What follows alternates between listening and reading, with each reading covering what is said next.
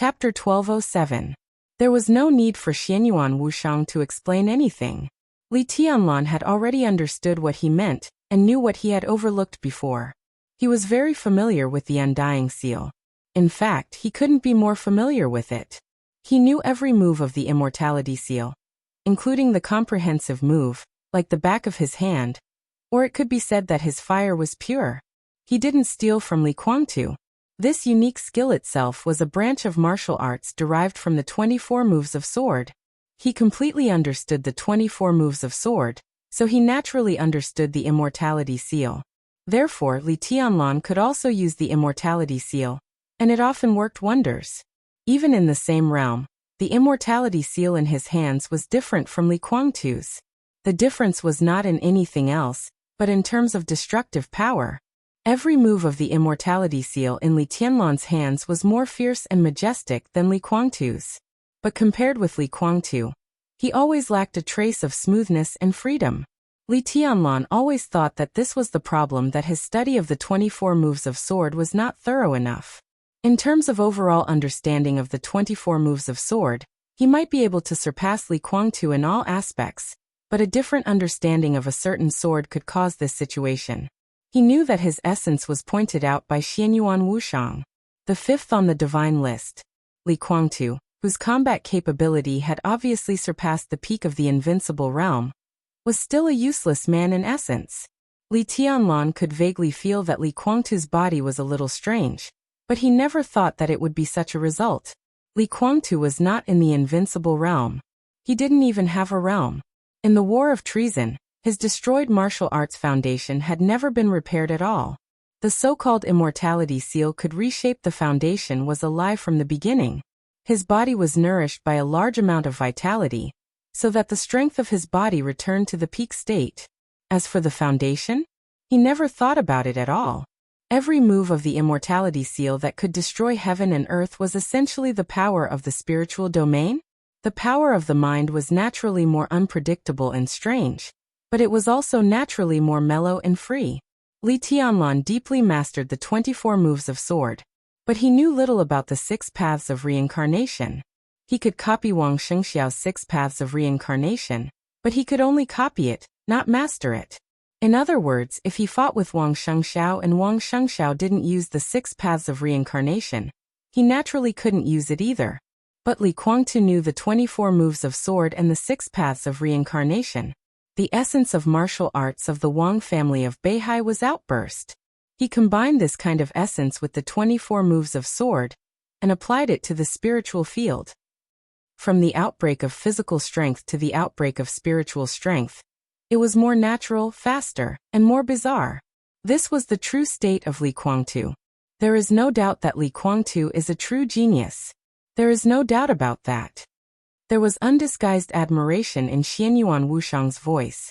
From his point of view, the combination of the 24 moves of sword and the 6 paths of reincarnation, and the transfer from physical strength to spiritual strength was unimaginable.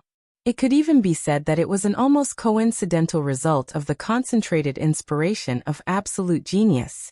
For Li Tianlan, the significance of this matter was that Li Kuangtu had changed his fighting style.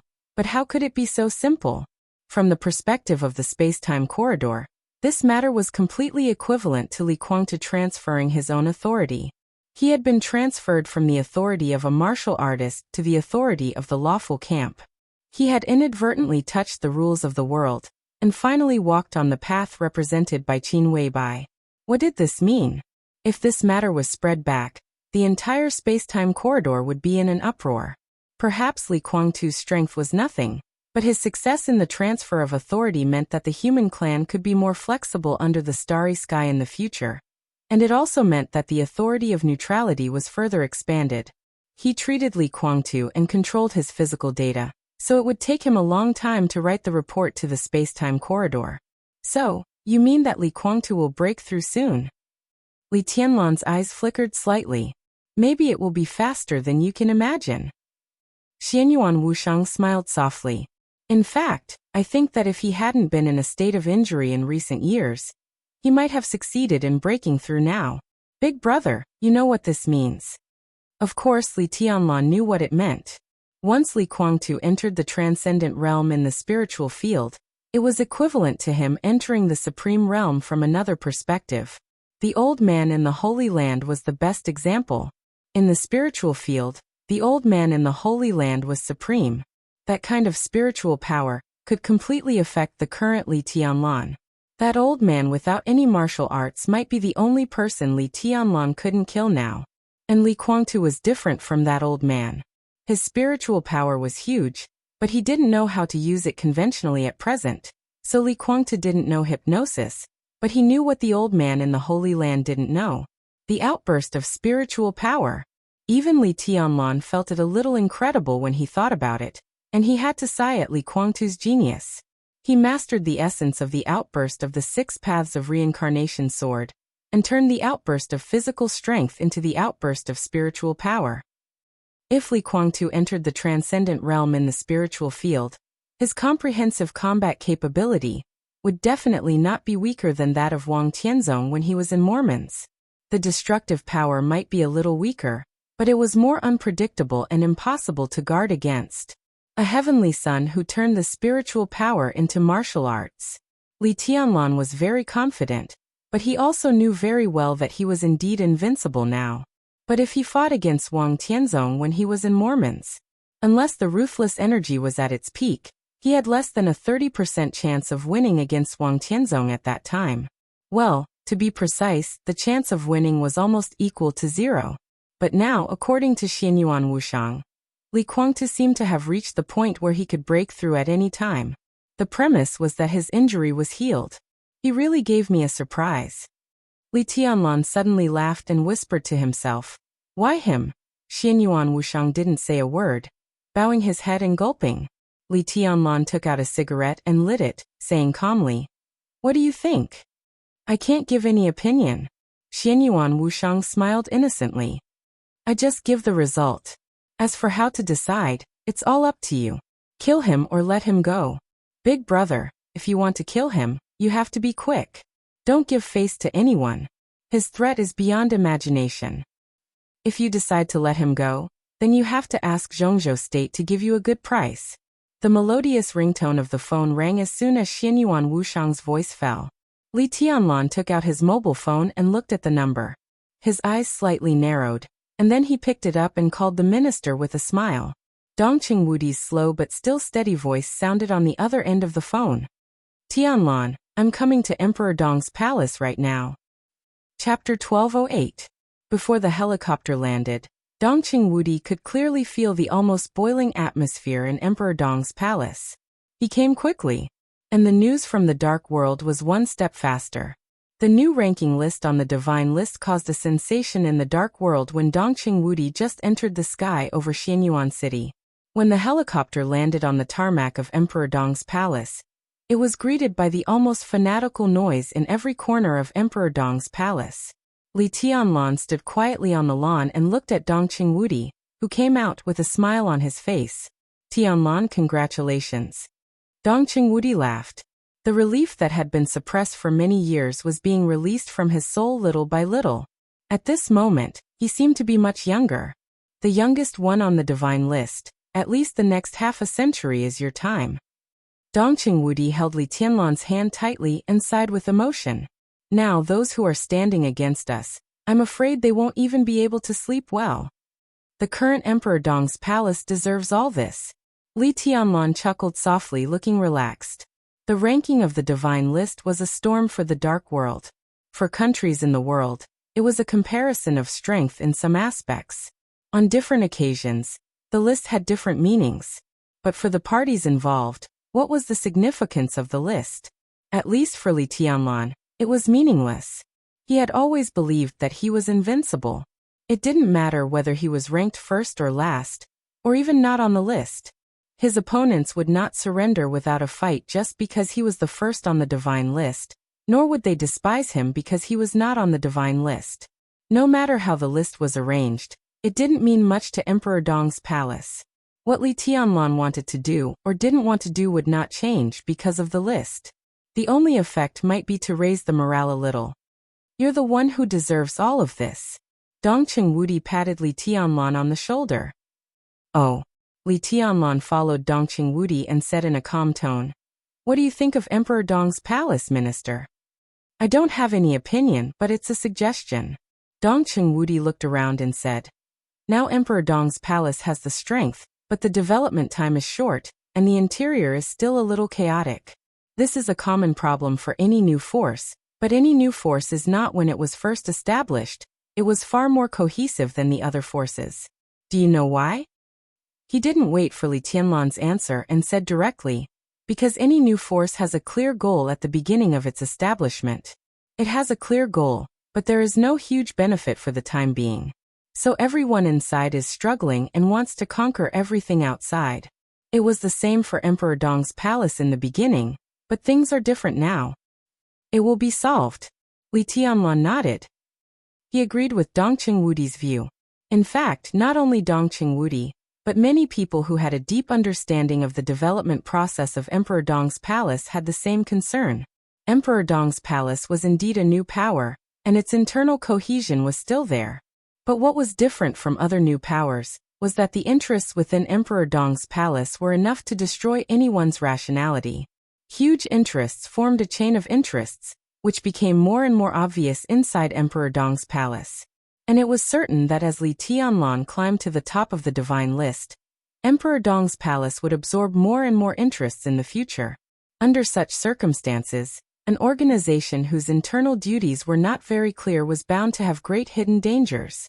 Perhaps because of Li Tianlan's existence, Emperor Dong's palace would not fall apart. But if Emperor Dong's palace fell into a quagmire of internal strife, it would undoubtedly be no good for its future development. They were the first group of people who followed Li Tianlan to conquer the country. Li Tianlan couldn't even deal with them seriously. Beitian and the people of Sai City are not right, are they? Dongqing Wudi asked calmly. As the focus of the whole dark world, Emperor Dong's palace had no secrets to some extent. Maybe there were many things that the dark world couldn't see clearly. But after Emperor Dong's palace merged with some forces of Mount Shu, the Flourishing Age Fund, and Sai City, after several meetings, everyone could feel the subtle relationship between Li Beitian and Cool Breeze and Drifting Cloud of Sai City. The parliament of Zhongzhou State could naturally get the news. He's too sensitive. But at present, they are not at odds, but we do need to pay attention to it. Li Tianlan said softly. Do you know the reason? Dongqing Wudi smiled. It's not a secret. Li Tianlan also smiled, but he felt a little helpless. Li Beitian and Sai City. To be exact, the relationship between Mount Shu and Sai City had never been harmonious. Li Beitian and Cool Breeze and Drifting Cloud were in a tit-for-tat relationship.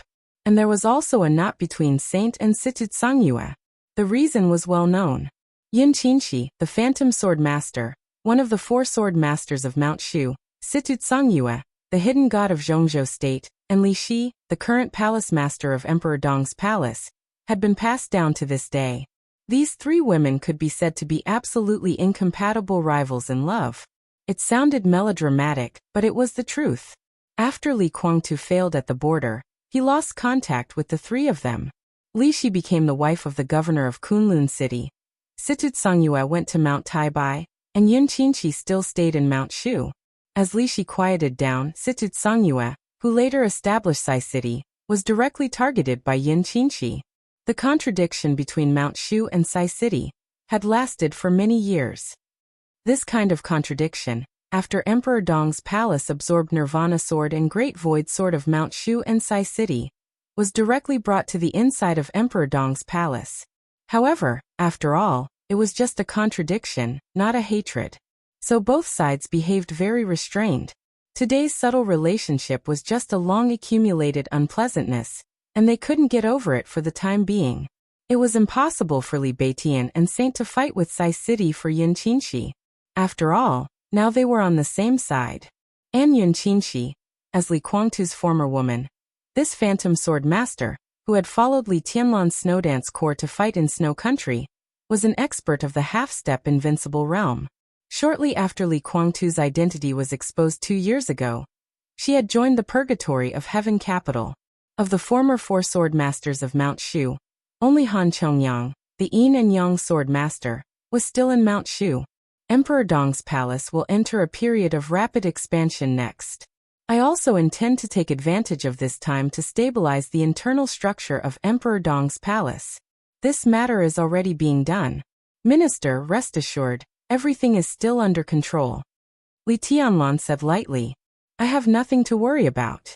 Dongqing Wudi shook his head. It's just a necessary reminder. Li Tianlan said, Minister, did you come here today for this? This was definitely a question that he knew the answer to. Dongqing Wudi smiled bitterly and said softly, How is Li Kuangtu? Chapter 1209. Dongqing Wudi's voice echoed in the night, a little bitter, a little difficult, and a little dignified.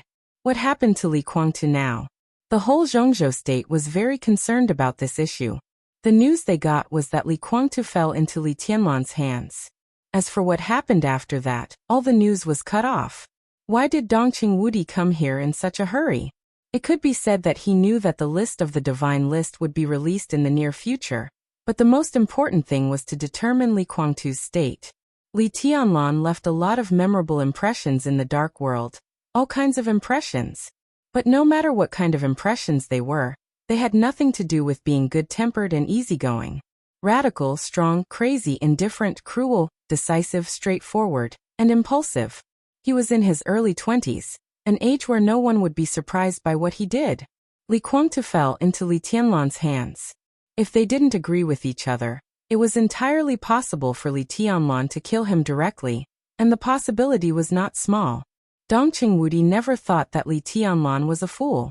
Even if Li Tianlan couldn't see the current situation clearly, military counselor, Saint, Situd Songyue, and even Li Shi, as well as the old people of the Li family in Emperor Dong's palace, were enough to serve as the think tanks of Emperor Dong's palace.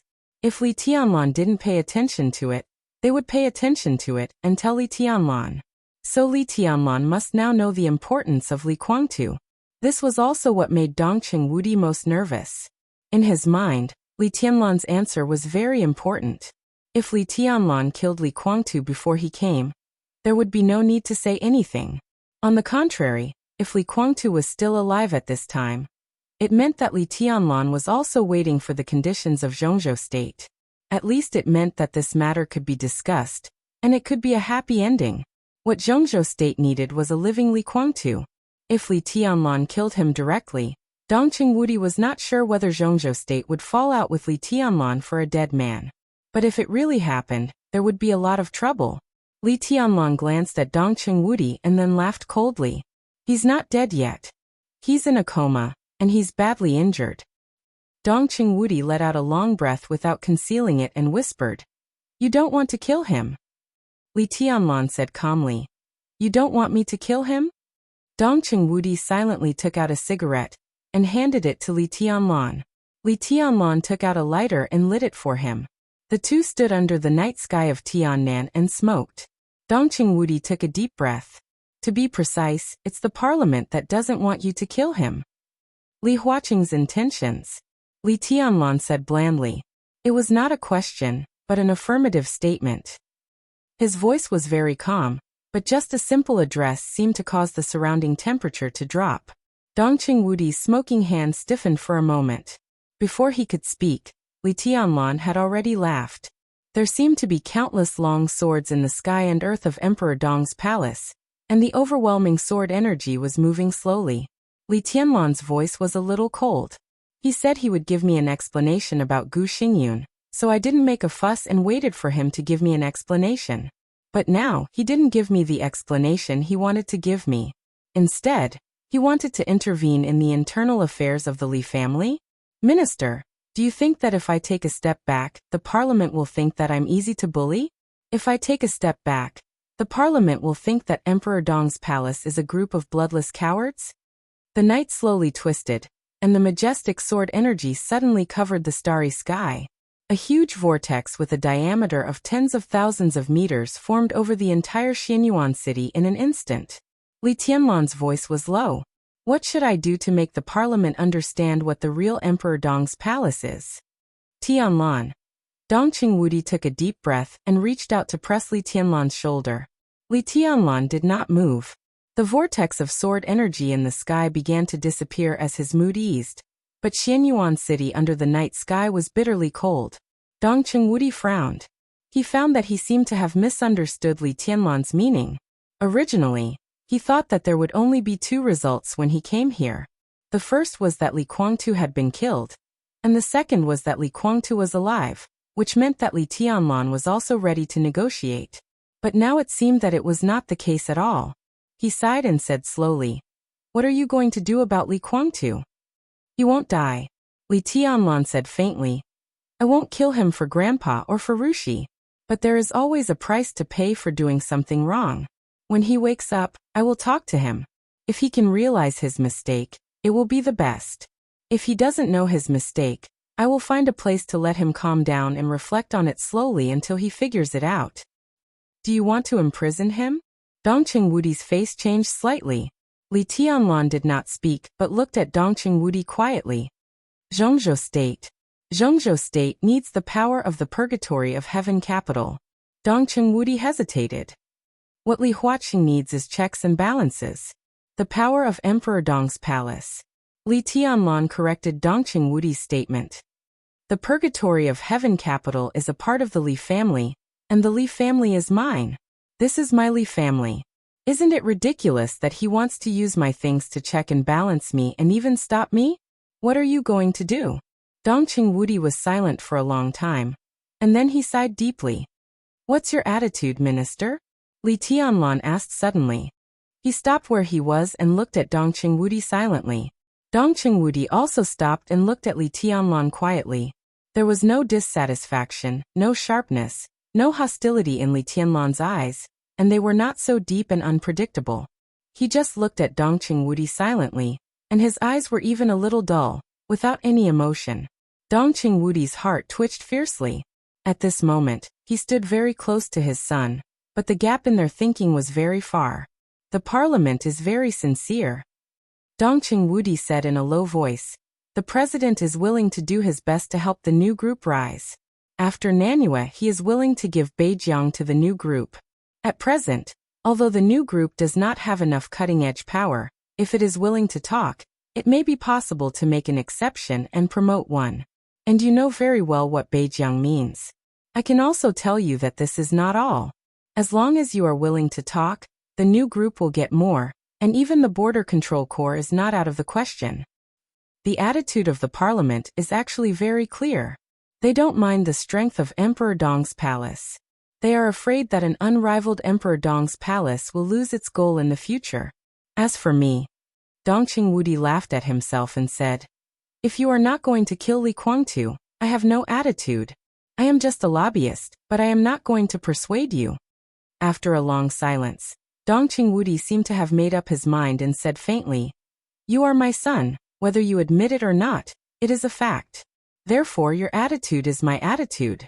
I support any decision you make, but I hope your decision is rational. This was the first time that Dongqing Wudi had clearly talked about Li Tianlan's life experience. Although Li Tianlan had understood it before, Li Tianlan's body was stiff in place. After a long time, he slowly opened his mouth and said in a hoarse voice, thank you. The text message prompt sounded on his mobile phone. Dongqing Wudi took out his mobile phone, looked down at the screen, narrowed his eyes and whispered, Li Huaqing is here. Chapter 12:10. A kind of unexpected emotion spread in Dongqing Wudi's heart. Li Huaqing came. Why did he come here? What was he doing here?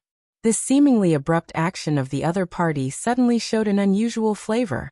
Dongqing Wudi was a little confused and instinctively vigilant. I talked to him not long ago. After that, I set off here as soon as possible. Dongqing Wudi looked at Li Tianlan. Under normal circumstances, he should be waiting for my news in the hidden Dragon Sea. He came here at this time. He came with bad intentions? Li Tianlan raised his eyebrows. It's hard to say. It's not necessarily a bad thing or a good thing. Dongqing Wudi shook his head. I understand. It mainly depends on how I deal with Li Guangtu, right? Li Tianlan flicked his fingers gently, and the burning cigarette between his fingers flew out. The sword energy surged, and the cigarette was directly smashed into the finest powder. A flame floated in front of him for a moment, and then went out. He really cares about the purgatory of heaven capital and Li Guangtu. Is he so impatient? Li Tianlan's tone was mocking. Maybe he was stimulated by the divine list ranking. Dongqing Wudi's voice was a little irritated. Everything seemed to be getting out of control. Li Huaqing couldn't wait to rush to Xianyuan City. Not to mention anything else. At least it was certain that Li Huaqing's inner thoughts had changed without anyone knowing. What Li Tianlan said was actually right. Li Huaqing came here with bad intentions. On the contrary, the uncertainty of what he said was not necessarily a bad thing, or a good thing was a kind of self-comfort. Li Tianlan was not a fool, and neither was Dongqing Wudi. Both of them knew very well what it meant for Li Huaqing to come to Xianyuan City at this time, before he heard from Dongqing Wudi, and before he was sure of Li Tianlan's attitude. It couldn't be a good thing.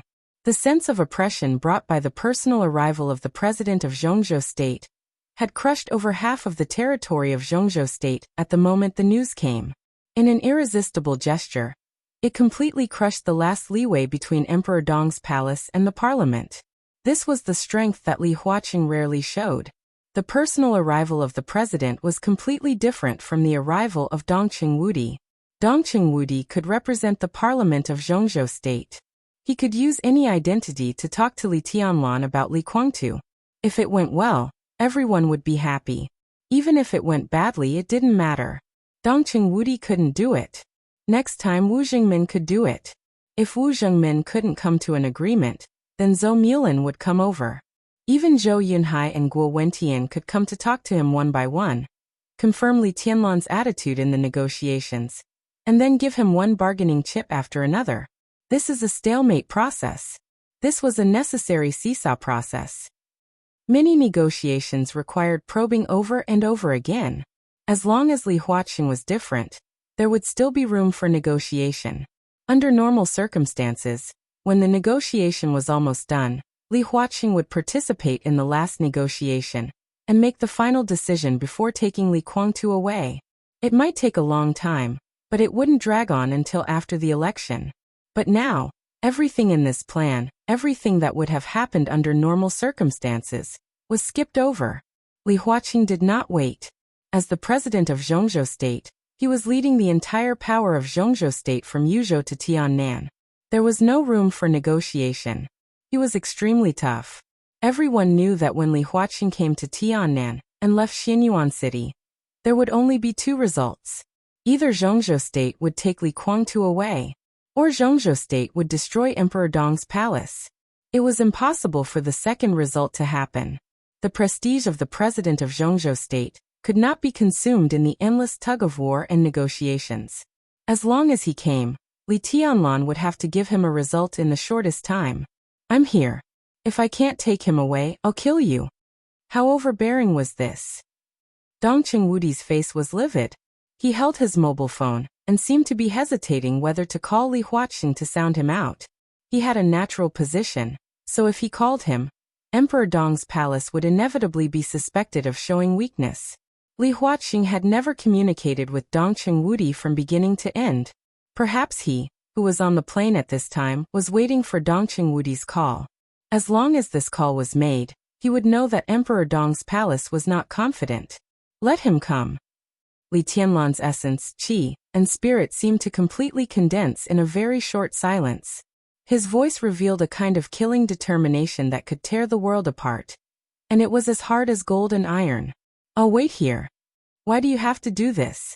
Dongqing Wudi frowned tightly and held his mobile phone, but he couldn't make the call. Maybe there is another way. There is indeed another way. Li Tianlan nodded. But I don't accept it. His expression and voice were getting calmer and calmer, almost deep. As long as I leave Emperor Dong's palace at this time, Li Huaqing can't do anything. Li Tianlan looked up at the night in the distance and said indifferently, "But this is my territory. Why should I leave?" Dongqing Wudi walked up to Li Tianlan. In his sight, he saw a trace of extremely fine but shocking scarlet blood in Li Tianlan's pupils. The wind swept through the night. The sword energy between heaven and earth was like a tide, mighty and mighty. The incomparably strong and even fierce fighting aura surged in Emperor Dong's palace. Li Tianlan's calm voice became a little hoarse, as if he was trying to suppress something. How dare he? Even if I dare to see him, I dare. Tianlan. Dongqing Wudi frowned. Li Tianlan didn't continue to speak out his rebellious thoughts in the eyes of others. He stopped speaking and seemed to calm down for a moment. The phone rang again. Dongqing Wudi took a deep look at Li Tianlan, picked up the phone and said in a deep voice, "Qingzhao. Are you in Xianyuan City?" Bai Qingzhao's voice on the other end of the phone was hurried and anxious. "Yes." Dongqing Wudi said yes. "I heard that Li Huaqing saw you not long ago. Do you know that he has gone to Xianyuan City now? What is he doing? What does he want to do? Is he forcing us to take a stand? Or is he forcing Tianlan to take a stand?" Bai Qingzhao's exasperated voice sounded on the other end of the phone, sounding sharp and high-pitched. Now the whole upper class of Zhongzhou State knew that Li Guangtu had fallen into Li Tianlan's hands. Everyone knew Li Huaqing's attitude toward Li Guangtu. Everyone also knew that Dongqing Wudi was already in Xianyuan City. At this time, Li Huaqing suddenly rushed to Xianyuan City in person, which had imperceptibly made everyone in the whole parliament tense up, as if they were facing a formidable enemy. At this moment, with Yuzhou as the center, the suffocating sense of oppression was spreading over the whole Zhongzhou state as Li Huaqing approached. Every member of parliament was paying close attention to the development of the incident at this time. "Qingzhao, don't worry. We'll deal with it when it comes," Dongqing Wudi said in a deep voice. "Maybe there is another possibility." Bai Qingzhao fell silent for a while. After a full 5 minutes he said slowly, "Is it possible?" Of course, there was another possibility. That was, in the few hours after Li Huaqing and Dongqing Wudi parted, Li Huaqing had a new bargaining chip that could persuade Li Tianlan. And he was extremely confident in his bargaining chip. He was so confident that as long as he proposed it, Li Tianlan would never refuse. But was it possible? In just a few hours, a certain decision couldn't even be considered as careful consideration. And Li Huaqing had never been an impulsive person. The phone rang faintly in the phone. It seemed that Bai Qingzhao's phone rang again. Bai Qingzhao hesitated for a moment, but he did not hang up the phone. Instead, he answered the phone with the other hand. Through the phone, a somewhat hurried and vague voice rang in Bai Qingzhao's ears and echoed in Dongqing Wudi's ears like thunder. Vaguely, the voice with a slight Qingzhou accent on the phone sounded familiar. It seemed to be the voice of a heavyweight in the supervisory department. "Qingzhao, the third supervisory group has entered Jiangxia." Chapter 12:11. It was a surprise. It was a surprise. On the other end of the phone, the voice that was separated by 2 communication signals rang in Bai Qingzhao's ears, Dongqing Wudi's ears, and also fell into Li Tianlan's ears. The third supervisory group entered Jiangxia. It was hard to describe what he felt at this moment. It was as if a kind of extreme numbness and coldness rose in his body, along the spine, and hit the brain in an instant. All the pores on his body opened, and his hair stood on end. He didn't know whether it was anger or panic mixed together. His blood flowed wildly in his body, and the excited emotion roared to the high ground of reason. Dongqing Wudi clenched his teeth, and his eyes were bloodshot. A thought kept roaring in his mind. How dare he? What did he want to do? The supervisory system of Zhongzhou State had lasted for hundreds of years. It could be said that it was a group of people that could make any feudal official or feudal lord feel as if they were facing a formidable enemy. The members of the supervisory group were not fixed, the time of supervision was not fixed, and the scope of supervision was not fixed. Under normal circumstances, the inspection team would only decide on the scope of inspection at the last minute, if there was a major case that caught the attention of the parliament. Otherwise, although there was a fixed premise, the inspection team would usually give a routine notice before the operation after being authorized. There were very few cases of sudden attacks. As for the leader of the supervisory group and the scope of supervision, this kind of authorization was only in the hands of the president.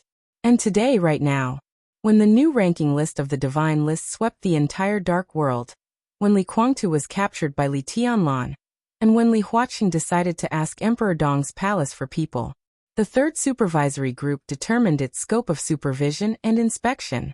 Jiangxia. At present, Jiangxia had not received the notice at all. There was no doubt that this was Li Huaqing's sudden attack.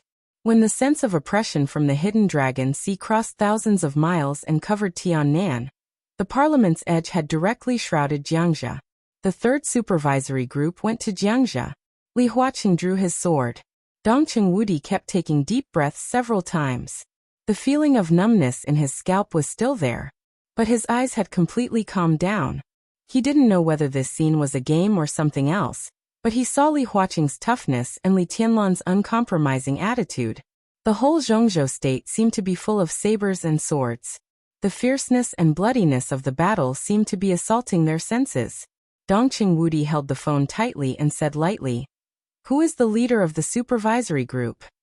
Wang Wei's team leader, Tang Yiyang's vice team leader. On the other end of the phone, it seemed that he didn't expect Dongqing Wudi to answer. After a pause, he slowly spoke. Dongqing Wudi narrowed his eyes and remained silent. At this time, the person who was communicating with Bai Qingzhao was one of the backbone forces of the giant group, as well as the representative of all the forces of the giant group in the Ministry of Supervision. The fact that he could get the intelligence so accurately was enough to show his power in the Ministry of Supervision. Bai Qingzhao said something to the other party on the other side of the phone, and then hung up. Bai Qingzhao was not angry. He seemed to have calmed down as well. He said quietly, "Should we do something?" "Of course. It's not our style to do nothing when they're already knocking on our door." Dongqing Wudi twitched the corner of his mouth and sneered. Wang Wei, Tang Yiyang. They were the current leader and deputy leader of the Third Inspectorate Group. Wang Wei was the former governor of Liaodong.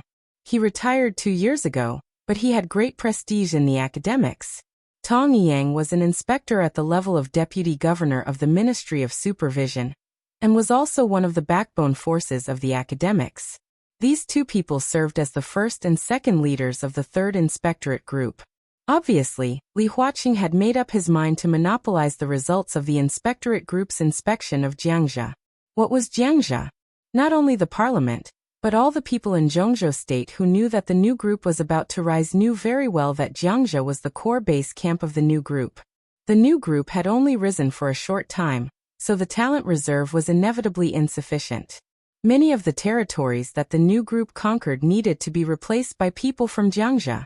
At present, Speaker Jiankong of Jiangxia, Governor Dongqing Qiuqi, and even 5 or 6 provincial councillors of Jiangxia could be said to be popular figures after the election, especially Jiankong, who was the first secretary of Wu Jingmin, the current deputy prime minister of Zhongzhou state.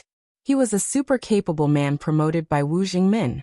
After Zhou Yuanshan was transferred to Nanyue, he had been the speaker for just over 2 years, but now he had become the main figure promoted by the new group.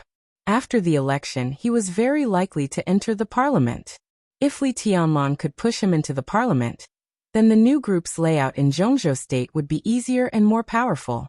Headed by Jiankong, Dongqing Qiuqi, 5 or 6 provincial councillors of Jiangxia province, and even the first and second leaders of the local municipal governments were now people of concern. This was the power that the Li family had suppressed and accumulated for many years. They were the elites of the elites. Almost everyone had the ability to take on greater responsibilities. Whether they could go up a step, and what position they could reach depended on the explosive power of the new group in the period before the election. This battle array could directly determine the scale and foundation of the new group. At this time, Li Huaqing let the third supervisory group enter Jiangxia. There was no doubt that it was a drastic measure. This knife stabbed straight at Li Tianlan, and the key points of the whole new group. Even if the supervisory group was nitpicking and found a little problem, Li Huaqing would have the possibility to completely magnify it. This could completely affect the explosive power of the new group at the last moment, completely suppress their future scale, and the right to speak in Zhongzhou state. What the hell happened? When the list of the divine list came out, Dongqing Wudi originally thought that Li Huaqing would further increase his bargaining chip, but he did not expect that what he waited for was Li Huaqing's almost reckless suppression. What happened on Earth did not seem to matter anymore. What mattered was what he should do after Li Tianlan showed his attitude. Was this kind of suppression a warning to the giant group? A warning to Dongqing Wudi not to interfere in the affairs of the new group? Did he want to isolate Li Tianlan and the new group and make them feel more pressure? Dongqing Wudi sneered. After hanging up the phone with Bai Qingzhao, he quickly found Bai Qingqian's phone number and dialed it.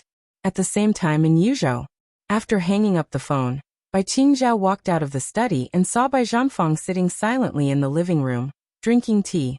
What did Wudi say? Bai Zhanfang glanced at him and took the initiative to ask. He said that if we do nothing when others have come to fight, it's not our style. Bai Zhanfang said honestly. Bai Zhanfang was silent for a while, as if he was thinking about something carefully. After a while he suddenly laughed and said, "In that case let's do something." Bai Qingzhao was shocked, and the blood all over his body seemed to be completely boiling with his father's words. He took a deep breath, clenched his fists tightly, and tentatively said, "Then shall we wait for the signal from Liaodong?" Waiting for the signal from Liaodong was undoubtedly the best way to fight back against the third supervisory group. Bai Zhanfang smiled indifferently and said, "There's no need to be so troublesome. We old guys are still here. Why let the younger generation do it?" He lowered his eyelids and said lightly, "Your Uncle Zhou is already on his way." Chapter 12:12. When the melodious ringtone of the mobile phone rang again in the roaring rotors, Li Huaqing looked down at the mobile phone. The light on the mobile phone screen had dimmed slightly. The upper right corner of the screen showed that his mobile phone still had 17% battery. The beautiful land and rivers of Zhongzhou State were moving backward unhurriedly under the helicopter. Li Huaqing's eyes lit up for a moment, but the glimmer of light dimmed again when he saw the caller ID on the screen. His mobile phone kept ringing. Since he got on the helicopter, his mobile phone had been ringing. The strong wind brought by the helicopter whistled through the entire Zhongzhou State in the night. He went all the way south, leaving Yuzhou with an absolute sense of oppression, passing through Yan and Zhao, Zhongyuan, North Lake and South Lake, and entering Xia. After replenishing in Xia, he rushed to Nanyuan, Tiannan, Xianyuan City, and Emperor Dong's palace. No one saw Li Huaqing's hesitation. Countless backbone of the academics, retired old people, and then Hua Zhenyang, Zhou Yunhai, Ji Wenzhang, Wan Qingyun Yi Dongsheng, and even Wang Qinglei. Phone calls rang one after another. Sometimes when he was talking, there was already a notification tone that someone else was calling him. But the phone call he was most looking forward to never rang. He moved forward in silence. The other party responded with silence. Tiannan was getting closer and closer. Li Huaqing looked down at the phone screen that was still lit up and narrowed his eyes. It was Guo Wentian's phone call. Now he finally couldn't sit still anymore. He twitched the corner of his mouth, swiped the phone, and answered the call. Guo Wentian on the other end of the phone did not speak for a while, as if he did not know what to say. Li Huaqing did not speak either, just waiting for Guo Wentian to speak. Guo Wentian's breathing became more and more obvious. His personal position, the position of the Prince Group, and his position in Zhongzhou State, each position was constantly contradictory to what he wanted to say and his attitude. From his breathing, Li Huaqing could clearly hear his constant struggle and entanglement. "Is it too urgent?" Guo Wentian was silent for nearly a minute before he whispered and asked hesitantly, "Are you afraid?" Li Huaqing laughed. His words were so blunt that they were a little harsh. Guo Wentian was not angry. Instead, he was silent for a long time, and then he said slowly, "I don't know." Li Huaqing did not say anything. Guo Wentian continued, "I don't know if I'm afraid. I don't even know what I'm afraid of." "Are you afraid? Are you afraid that he will kill me?" Li Huaqing's smile was obvious. "He has the guts," Guo Wentian said in a deep voice, and then continued with a sigh. "At his age, it doesn't matter if he pierces the sky. He's so young and has this kind of strength. That's why there are restrictions." Li Huaqing said blandly, "I'm not afraid that he will kill me, and we haven't reached that point yet. But I'm afraid that he will leave Zhongzhou State. This is not the result I want." Guo Wentian snorted unconsciously. Of course, he was afraid of Li Tianlan leaving Zhongzhou State. The parliament was aggressive. If Li Tianlan really fell out with Zhongzhou State out of anger, Guo Wentian could be sure that he would not survive, not to mention what would happen to Li Huaqing. This was the absolute dominance of extreme personal force. As the number one on the divine list from Zhongzhou State, if he was forced to leave Zhongzhou State, the anger and hatred in his heart could make Li Tianlan do anything in his extreme thoughts. No one in the whole Zhongzhou State could stop Li Tianlan's assassination. This was probably the way to perish together with him. Because if Li Tianlan really did this, no country in the world would dare to accept him, and his end was already doomed. Guo Wentian silently thought about all kinds of possibilities, and finally said in a low voice, "You are playing with fire." "On the contrary, this is the safest way to do it," Li Huaqing said blandly. There was a harsh sound from the phone, and there was only 10% battery left. Li Huaqing sighed softly. "You still don't understand." He didn't explain anything and silently hung up the phone. Perhaps the whole Zhongzhou state now thought that he was playing with fire, but the safest way was actually his way now.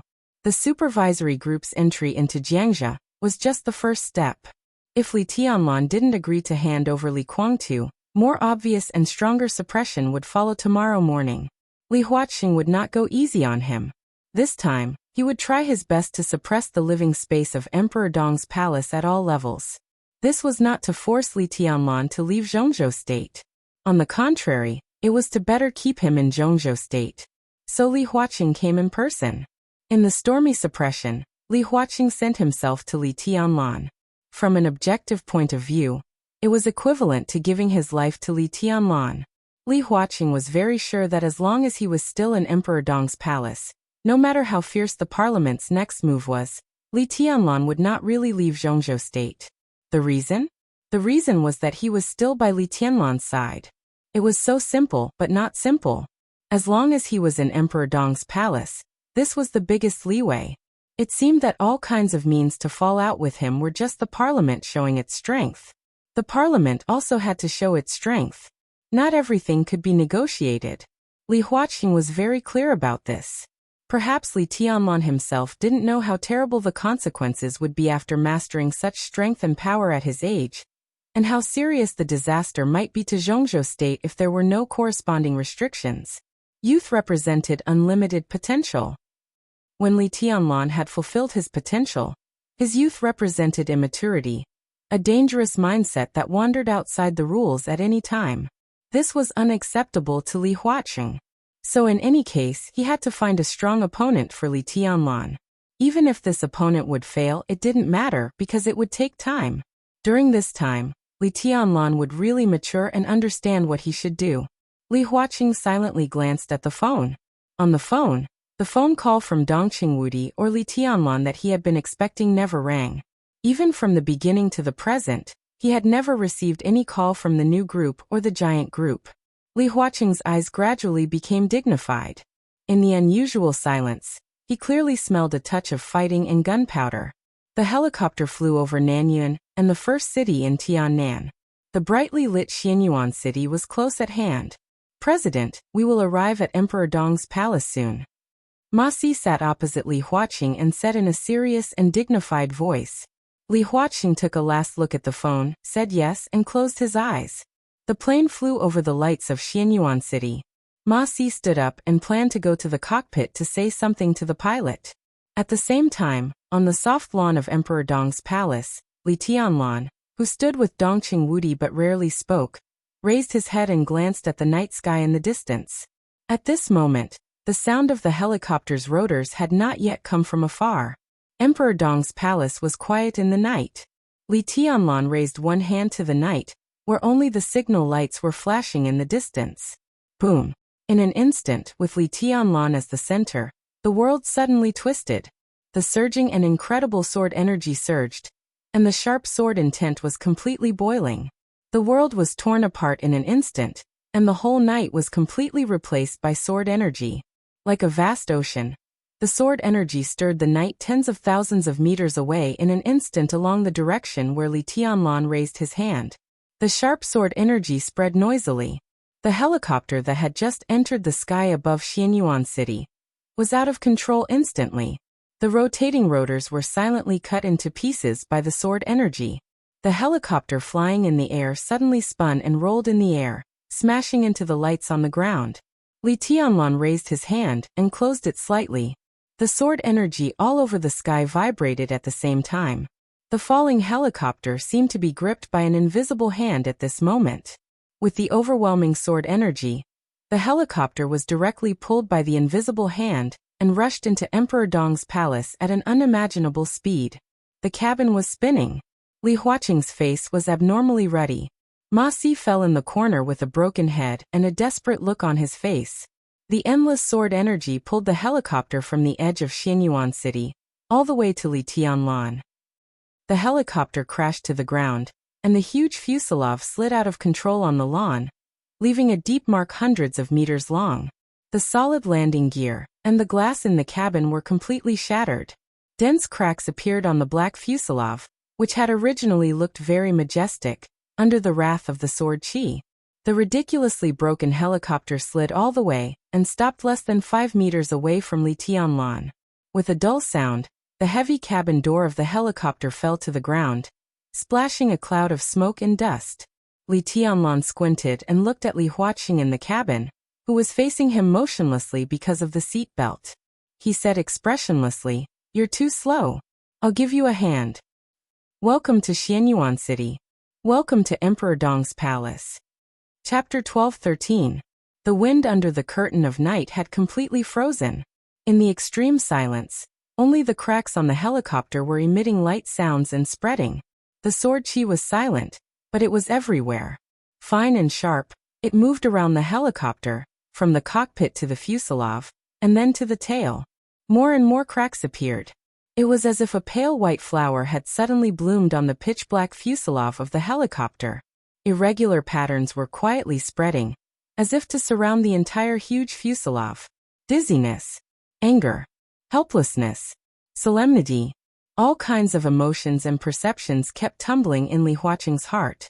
His body seemed to be immersed in the dizziness of the helicopter out of control, and rolling in the air. At that moment, the world was spinning, and death seemed to have shown a grim sneer in the night outside the cabin. The majestic sword energy wrapped the helicopter and kept accelerating, dragging them to Emperor Dong's palace, as if death was mercilessly pulling them into hell. At that moment, what Li Huaqing felt was not fear, but a sense of weightlessness that was completely beyond his control. The helicopter's engine seemed to be barely able to maintain stability, but that kind of power was too fragile under the sword energy. All the stability was completely destroyed in an instant. The sword energy surrounded and pulled him, and the seat belt that held his body in place tightened to the limit. After the world spun around him, his body leaned forward crazily under the violent pull. The bulletproof glass of the cabin was shattered by the sword energy, and the warm night wind of Tiannan poured into the cabin violently under the absolute acceleration, bringing with it an indescribable coldness. This feeling would never be forgotten. If this was a show of strength, then it could only be said that this show of strength was really powerful. He was showing the power of Zhongzhou state to Li Tianlan.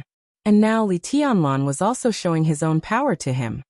He heard Li Tianlan's emotionless voice, and felt the omnipresent sharpness in Emperor Dong's palace.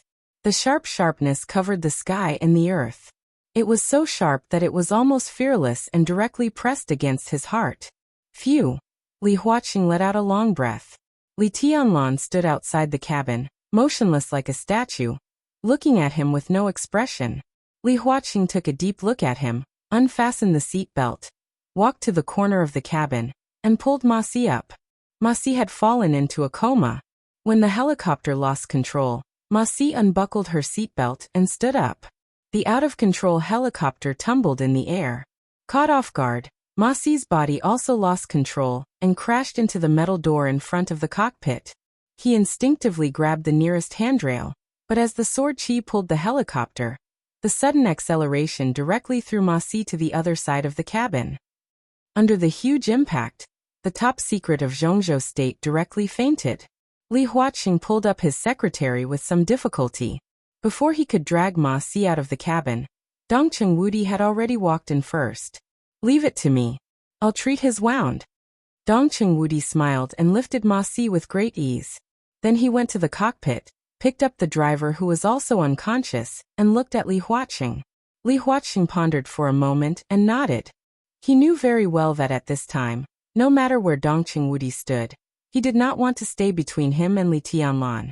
This was also acceptable for him and Li Tianlan. Without Dongcheng Wudi here, Li Huaqing, who faced Li Tianlan alone, would feel more pressure. And precisely because of his absence, Li Huaqing was also more likely to have a deeper talk with Li Tianlan. Li Huaqing quickly left the scene with the two wounded. Li Huaqing sat in the broken cabin for a while. When the dizziness in his mind almost disappeared, he took a deep breath and walked out of the cabin. The helicopter will be towed away to check the fault. Fortunately, if it hadn't broken down near Emperor Dong's palace, the consequences would have been unpredictable. Li Tianlan said lightly. Fault.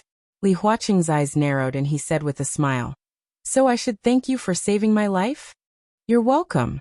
Li Tianlan was still expressionless. Li Huaqing smiled. He was very curious as to why he could smile now. All his actions since he came to the stage seemed very gentle. But gentleness did not mean that he had no temper, nor did it mean that he would appear to be weak.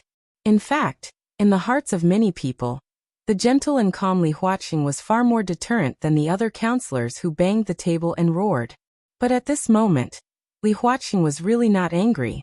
Even if the young man in front of him attacked him, destroyed a helicopter, and even made him and his secretary extremely embarrassed, his heart was calm.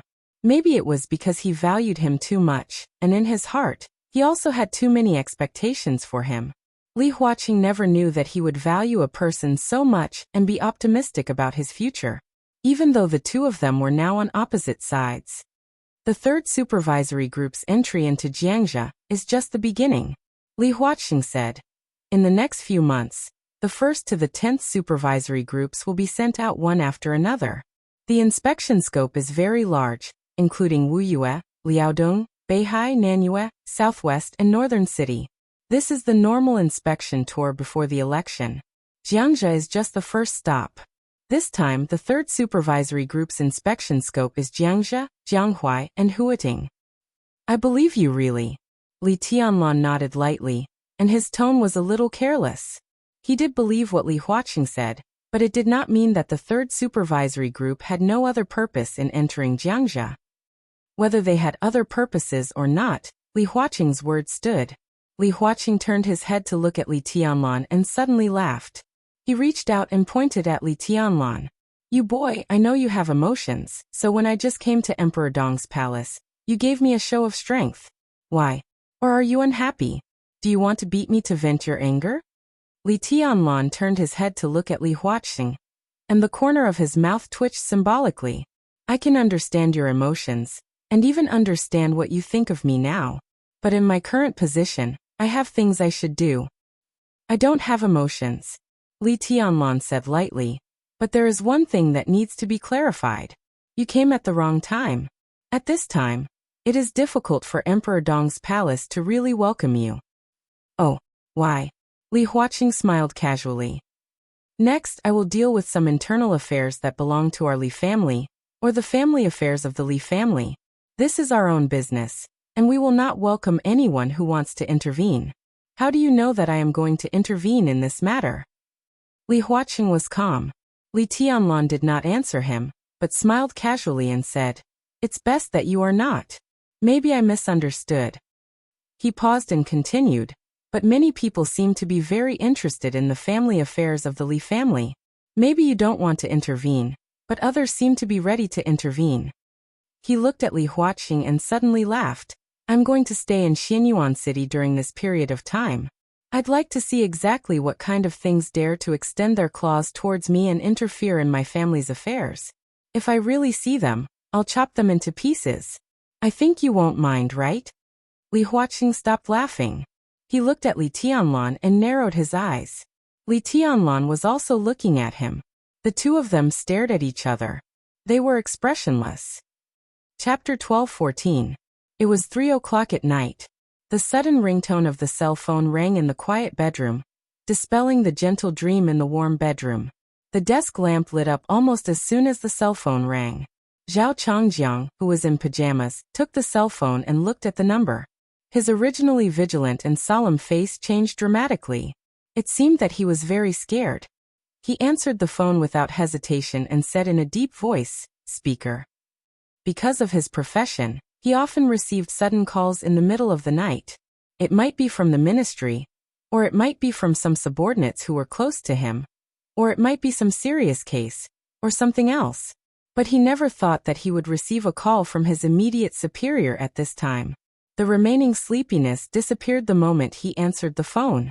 Zhao Changjiang, who was completely awake, had already reached out to find his clothes. "Oldly, come to my place for a short meeting." On the phone, the steady and graceful female voice laughed. "Am I disturbing your rest?" Zhao Changjiang's heart relaxed a little with the laughter on the phone. He also laughed. "I'm used to it. But I was really shocked when I received your call.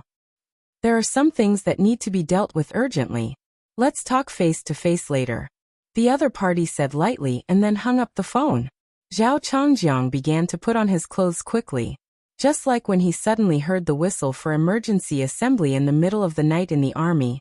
He was serious, hurried, meticulous, and resolute. "What's wrong?" Beside Zhao Changjiang, the woman who was nearly 50 years old but still attractive asked a little lazily. She raised her hand to rub her eyes and complained. "What's wrong this time? There are really too many troubles in the local area. Tell me, when have you been free from worry in the past few years? You're so busy that you don't eat regularly. You're on tenterhooks even when you sleep. I'm almost suffering from a nervous breakdown because of you." The speaker called me personally and said that he wants to have an emergency meeting. Zhao Changjiang shook his head and said gently, "Go to sleep first. It's all right." "Cousin called you?" At this time, the woman's sleepiness and laziness faded away in an instant. She suddenly sat up in bed. "What happened?" "I'm not sure yet." Zhao Changjiang shook his head. He didn't say it in his heart, but he was almost certain that Speaker Bai, who had never made any big moves since he came to Liaodong, was going to do something big this time. The woman's expression was a little uncertain. Her name was Zhao Qing, a distant relative of the Bai family in Yuzhou. In terms of relationship, she should call Bai Qingqian cousin, but in fact, the blood relationship between them was very thin, the kind that could not be more distant. Although they were distant relatives, Zhao Qing had been very close to Bai Qingqian since they were young. Although they were relatives in name, they could be said to be best friends who could talk about anything. Zhao Changjiang and Zhao Qing were even married. They were all introduced by Bai Qingqian back then. At that time, Zhao Zhang was transferred from the southern station district to Liaodong. In addition to the fact that Bai Qingqian really needed a trusted confidant to be her right-hand man, Bai Qingqian also wanted to chat with her good friend for a long time. Zhao Changjiang was one of the 11 provincial council members of Liaodong province, and the head of the Liaodong police department. It was no exaggeration to say that he was Bai Qingqian's right-hand man in Liaodong.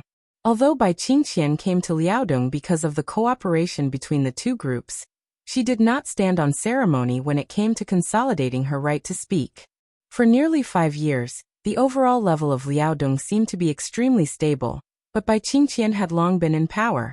Her words carried enormous weight, and she quietly overshadowed the sharpness of the governor of Liaodong. The main reason was that she had grasped what she should control in her hands. The Ministry of Personnel, which controlled personnel, was the first thing she grasped, followed by the Ministry of Supervision, and then the propaganda system. Finally, she transferred Zhao Changjiang to control the police department, plus the chief steward of the provincial government, who was bound to keep pace with Bai Qingqian. After mastering 4 powerful departments, Bai Qingqian had already established an absolute advantage in Liaodong. In less than 5 years, Bai Qingqian was almost unshakable in Liaodong. There was no doubt that if she did not leave in this election, the whole Liaodong would be included in the territory of the giant group or the new group. This was undoubtedly what the academics absolutely did not want to see. This was one of their most core territories. As the election approached, the ups and downs of Bai Qingqian's sprint to the parliament made the whole Liaodong turbulent in recent days. All kinds of signs had appeared a few months ago. At this time, in the middle of the night, Bai Qingqian suddenly called for an emergency meeting. Zhao Changjiang could hardly imagine the content of this meeting. "You sleep first. I'm going." Zhao Changjiang looked at his wife on the bed, whose expression changed. He took a deep breath and went straight out of his room. He lived in the 6th building of the provincial government compound, not far from the 1st building where Bai Qingqian lived. Zhao Changjiang put on his coat and went out. It was cold in winter in Liaodong. The courtyard was silvery white, and it was snowing heavily again. Zhao Chongjiang stepped on the snowflakes and walked in the courtyard of the provincial government compound in the middle of the night. His eyes were firm. Many years ago, he was injured in the Border Control Corps and transferred to the military headquarters. From the military headquarters, he entered the Southern Station District, and then transferred from the military system to Liaodong. His style had never changed. He was calm, firm, and fearless. After more than 4 years in Liaodong, Zhao Chongjiang had already established his image as an iron-fisted person. Zhao Chongjiang passed by the 4th building of the provincial government compound. The door of the detached villa in the 4th building was just opened. A slightly fat woman in her 50s just wrapped her coat tightly and came out. When she saw Zhao Chongjiang, she was slightly stunned. Oldly, Zhao Chongjiang was also a little surprised. The 1st building? Yes, boss, by summon me in the middle of the night. I dare not neglect it. The middle-aged woman chuckled. Her figure was slightly plump, and her face was round. In the midst of the falling snow, she looked somewhat benevolent. This was another trusted general of Bai Qingqian, who had come from Qinzhou province. She followed Bai Qingqian all the way to Liaodong, the Iron Lady. When Bai Qingqian was the governor of Qinzhou, she served as the non-director deputy governor of Qinzhou. Now she was one of the 11 directors of Liaodong, and in charge of the Ministry of Supervision. Compared with Zhao Chongjiang, who was an iron-fisted person, Guan Yuan in the system of Liaodong was obviously more afraid of this seemingly amiable little old woman. Let's go together. Zhao Chongjiang nodded. Yesterday, Ningning and Haoyang wandered outside for a day and had dinner here. The 2 children said that they wanted to travel abroad to see the world. Oldly, Haoyang said that he didn't plan to take over your job in the future, nor did he want to be a policeman. After graduation, he planned to do business. This trip abroad seems to be to investigate some project. What's your attitude? Yi Han, who was known as the Iron Lady in Liaodong, looked at Zhao Chongjiang with a smile. Her daughter and Zhao Chongjiang's son both went to school in Huading, and they were in the same school and the same year. The 2 children had been in love for 2 years, and had a very good relationship. It was only a matter of time that the 2 families would get married. They often visited each other, and their parents were also very supportive of them being together. That brat still hasn't told me about it. Looks like your mother-in-law found out first. Zhao Chongjiang was a little stunned and his tone was a little unhappy. My old Han intends to give the 2 children a start-up capital, and even plans to send someone to accompany them abroad, but it depends on your attitude. Yi Han chuckled. Let them be. Zhao Chongjiang shook his head. I don't care about this. You can discuss it with Zhao Qing. The 2 children will graduate this year, right? At this time next year, I'm afraid that you and I will not be in Liaodong. It may not be convenient to meet in the future. In my opinion, we should settle their relationship this year. Ningning is a good child. Once she enters my family, I promise I won't treat her badly. Okay. Yi Han's voice was very happy. My old Han also means the same. Ask the 2 children what they say. If there is no problem, try to let them get married after graduation. The 2 chatted casually, but their voices gradually lowered. In their sight, the 3rd and 7th buildings of the provincial government compound lit up one after another. Zhao Chongjiang and Yi Han looked at each other, and both of them were silent. Everyone knew what kind of people lived in the 3rd and 7th buildings of the provincial government compound. They could be said to be comrades who advanced and retreated with them. The one who lived in the 7th building controlled the propaganda system of Liaodong, and was Bai Qingqian's college classmate. The one in the 3rd building controlled the Ministry of Personnel of Liaodong. He was transferred from Yuzhou at that time because the Bai family directly supported Bai Qingqian, plus Zhao Chongjiang and Yi Han. This was the perception of outsiders. Bai Qingqian was one of the 4 heavenly kings in Liaodong. In the middle of the night, Bai Qingqian actually informed the 4 of them at once. What did this mean? Liaodong. Yi Han sighed in a low voice. Is the most chaotic situation going to start in Liaodong this time? Chapter 12:15. The thick material turned to the last page. Under the soft light, Bai Qingqian put the material aside, picked up the teacup, and took a sip of water. She looked calm. This material had been sent to her office a few months ago. At that time, Bai Qingqian read it over and over again several times. Finally, because she didn't make up her mind, she temporarily sealed it up. The material involved a series of events such as the corridor transformation project of the Liaodong provincial government, as well as a large number of illegal trade in Anong. The target was Tan Xiaotian, the current deputy speaker of Fengtian Academy. There were more than 100,000 words of a large number of reports. Obviously, it was not written by one person, but from many aspects. The time span was as long as 5 years. Although there was no real name, a large number of reports were indeed true. To a certain extent, it could even be said that the evidence was conclusive. Even Bai Qingqian had an impression of many things mentioned in the material. This material appeared in her hands about 3 months ago. The source was still unknown. It was obvious that the election was coming. Because the election was coming, this was a spark sent to her by some people who wanted to fish in troubled waters. However, Bai Qingqian had never acted rashly. After reading the material in detail, she had already begun to let Yihan's Ministry of Supervision take action secretly. Now, she had also grasped a lot of breakthrough clues. Some of Tan Xiaotian's practices had been arrogant to the point of brazen.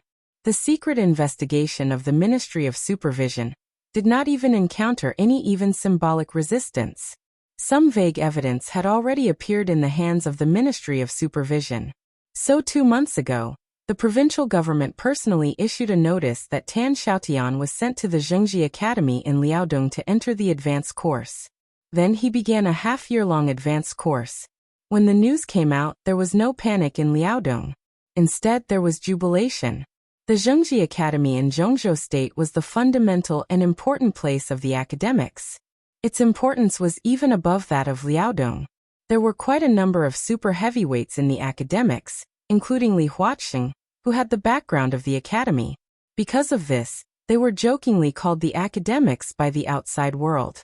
Specifically in Liaodong, the academy was obviously also a place where it was difficult for Bai Qingqian to influence. Tan Xiaotian had entered the academy's advanced class and not the training class.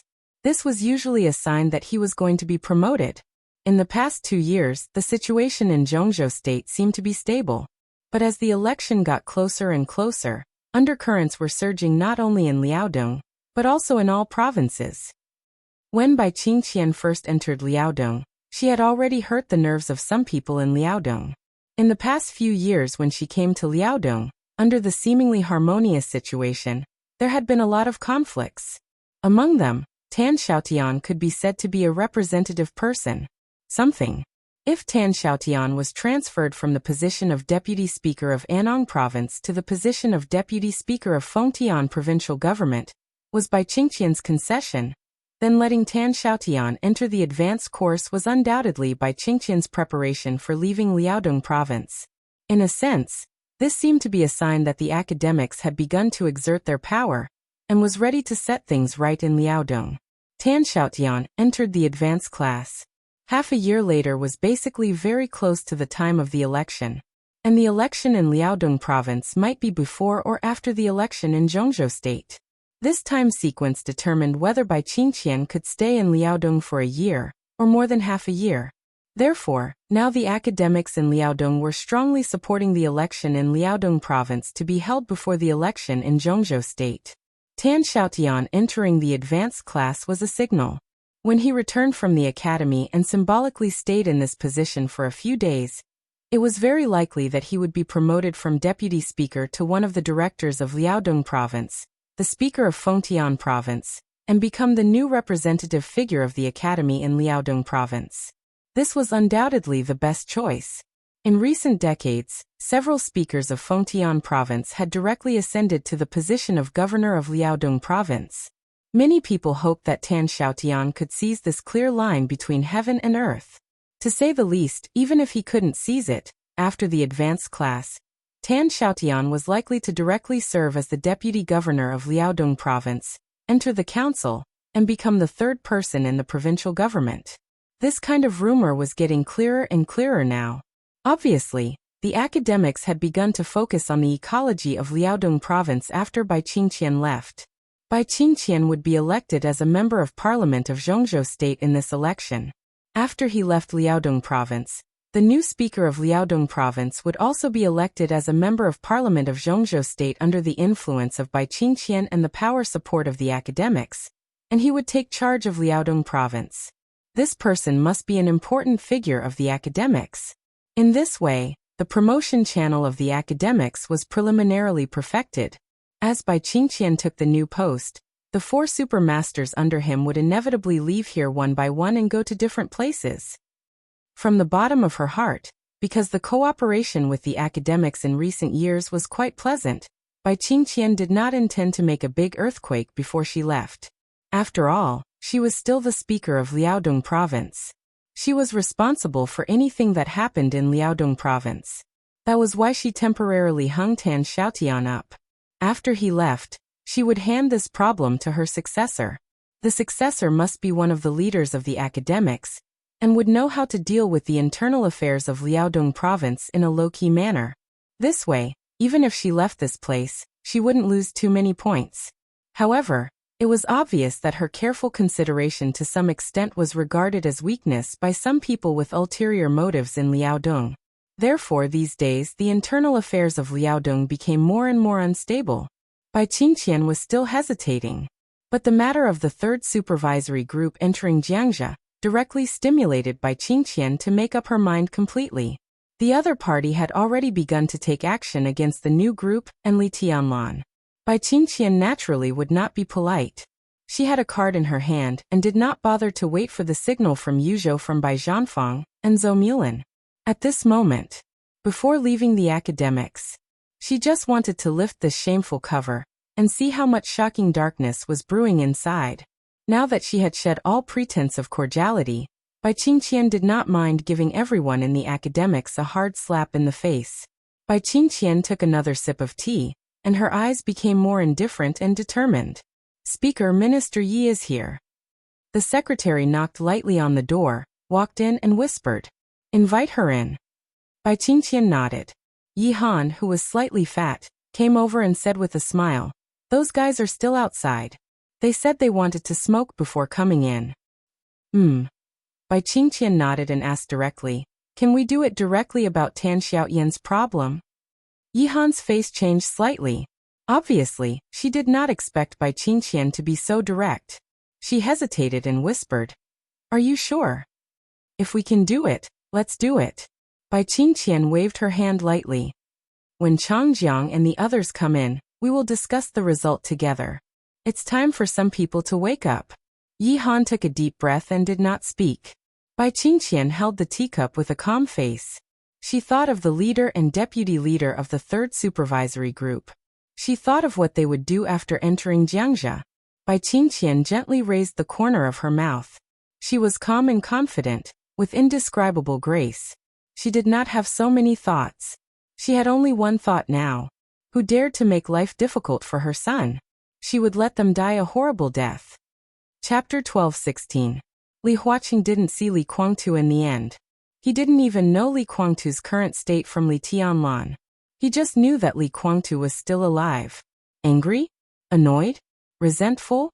More or less, these emotions existed in his heart, but more than that, it was a kind of calmness that was expected. Before coming to Emperor Dong's palace, he had expected the current situation, so he was not surprised. If Li Tianlan was really so easy to talk to, the whole Zhongzhou state would not be in a sensitive state of anxiety now. Obviously, this matter could not be solved in a day or two. In the end, it still depended on fists and strength. Dongqing Wudi guessed that Li Huaqing came here in such a hurry because he had a trump card. Not only Dongqing Wudi, because everyone else, based on their understanding of Li Huaqing, felt that he had a trump card. In the past 10 years, Li Huaqing had been gentle and occasionally strong. But no matter what he did, he would not make things unmanageable in the end. His steadiness made the whole Zhongzhou state trust him for 10 years, and this time seemed to be no exception. Li Huaqing did have a trump card. It was the kind of trump card that could immediately reach an agreement with Li Tianlan, and could definitely make Li Tianlan compromise and let him go. With this trump card, he was 100% sure that he could persuade Li Tianlan. Even without persuasion, Li Tianlan could compromise. But that was not the way to play cards. If the so-called negotiation was destined to be unconditionally compromised all the time, it was not a negotiation, but a plunder. There was more than one way to get Li Guangtu back. If the hard way didn't work, he could use the soft way. Li Huaqing fully believed that as long as he unconditionally compromised, satisfied Li Tianlan's demand, and allowed Emperor Dong's palace to plunder a considerable part of the various resources of Zhongzhou State, he could take Li Guangtu away at any time. But Zhongzhou State was not a logistics base that could be plundered by Li Tianlan. Negotiation, game, dispute, confrontation. Li Huaqing had to take him away. But before letting Li Tianlan see his trump card, Li Huaqing had to let Li Tianlan see his own strength first. This was the case on any occasion. Only when one side showed their strength first could they be qualified to talk on equal terms.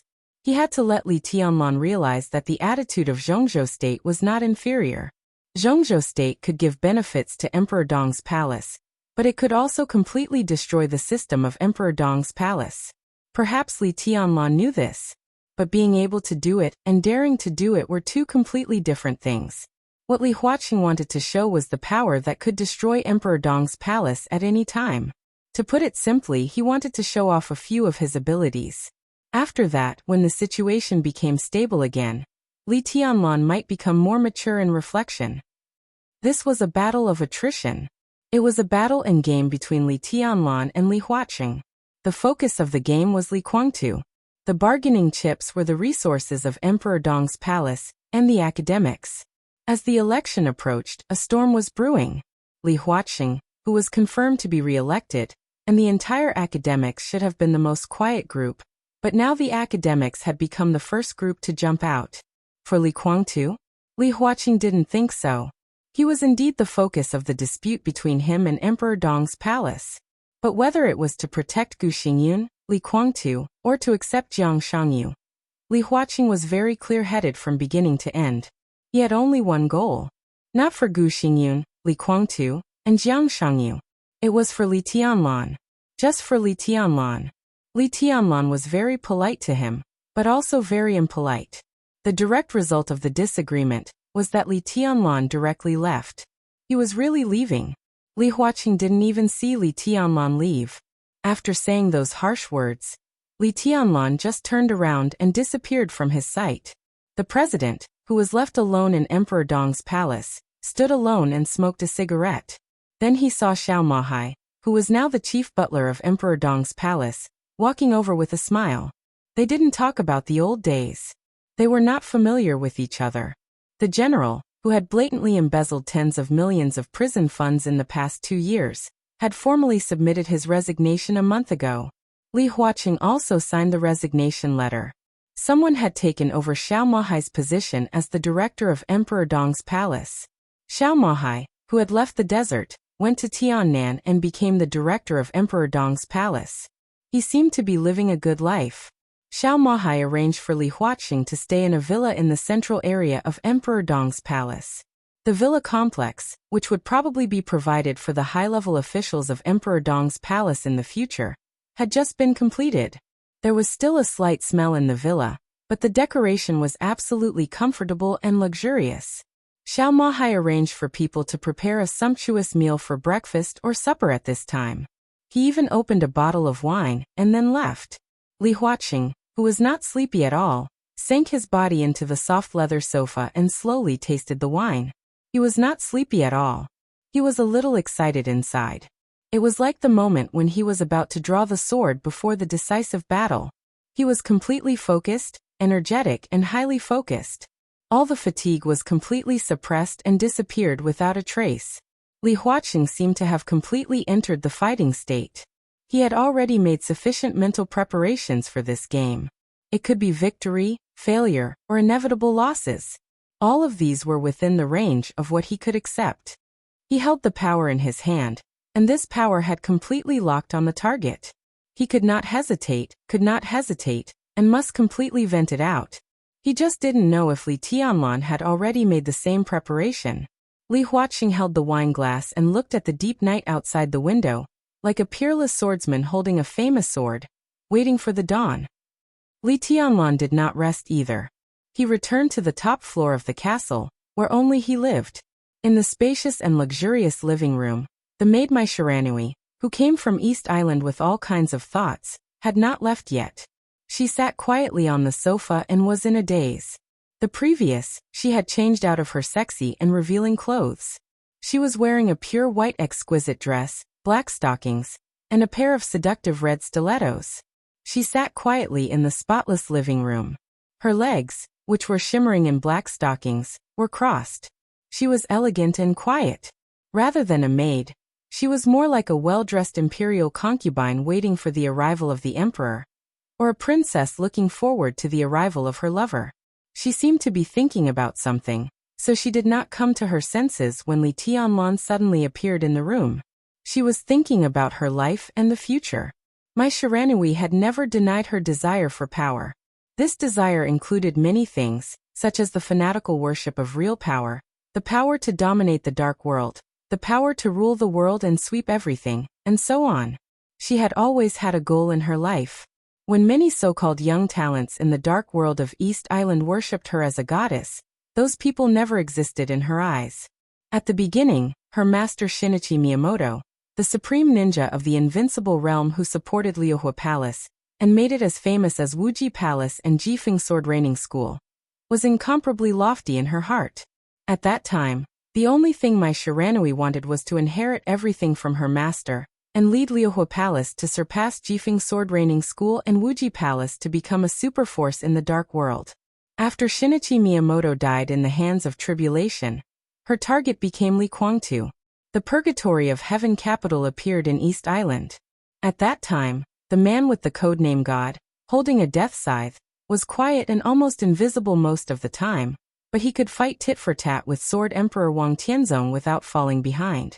He indeed had the glory that shone on the whole dark world.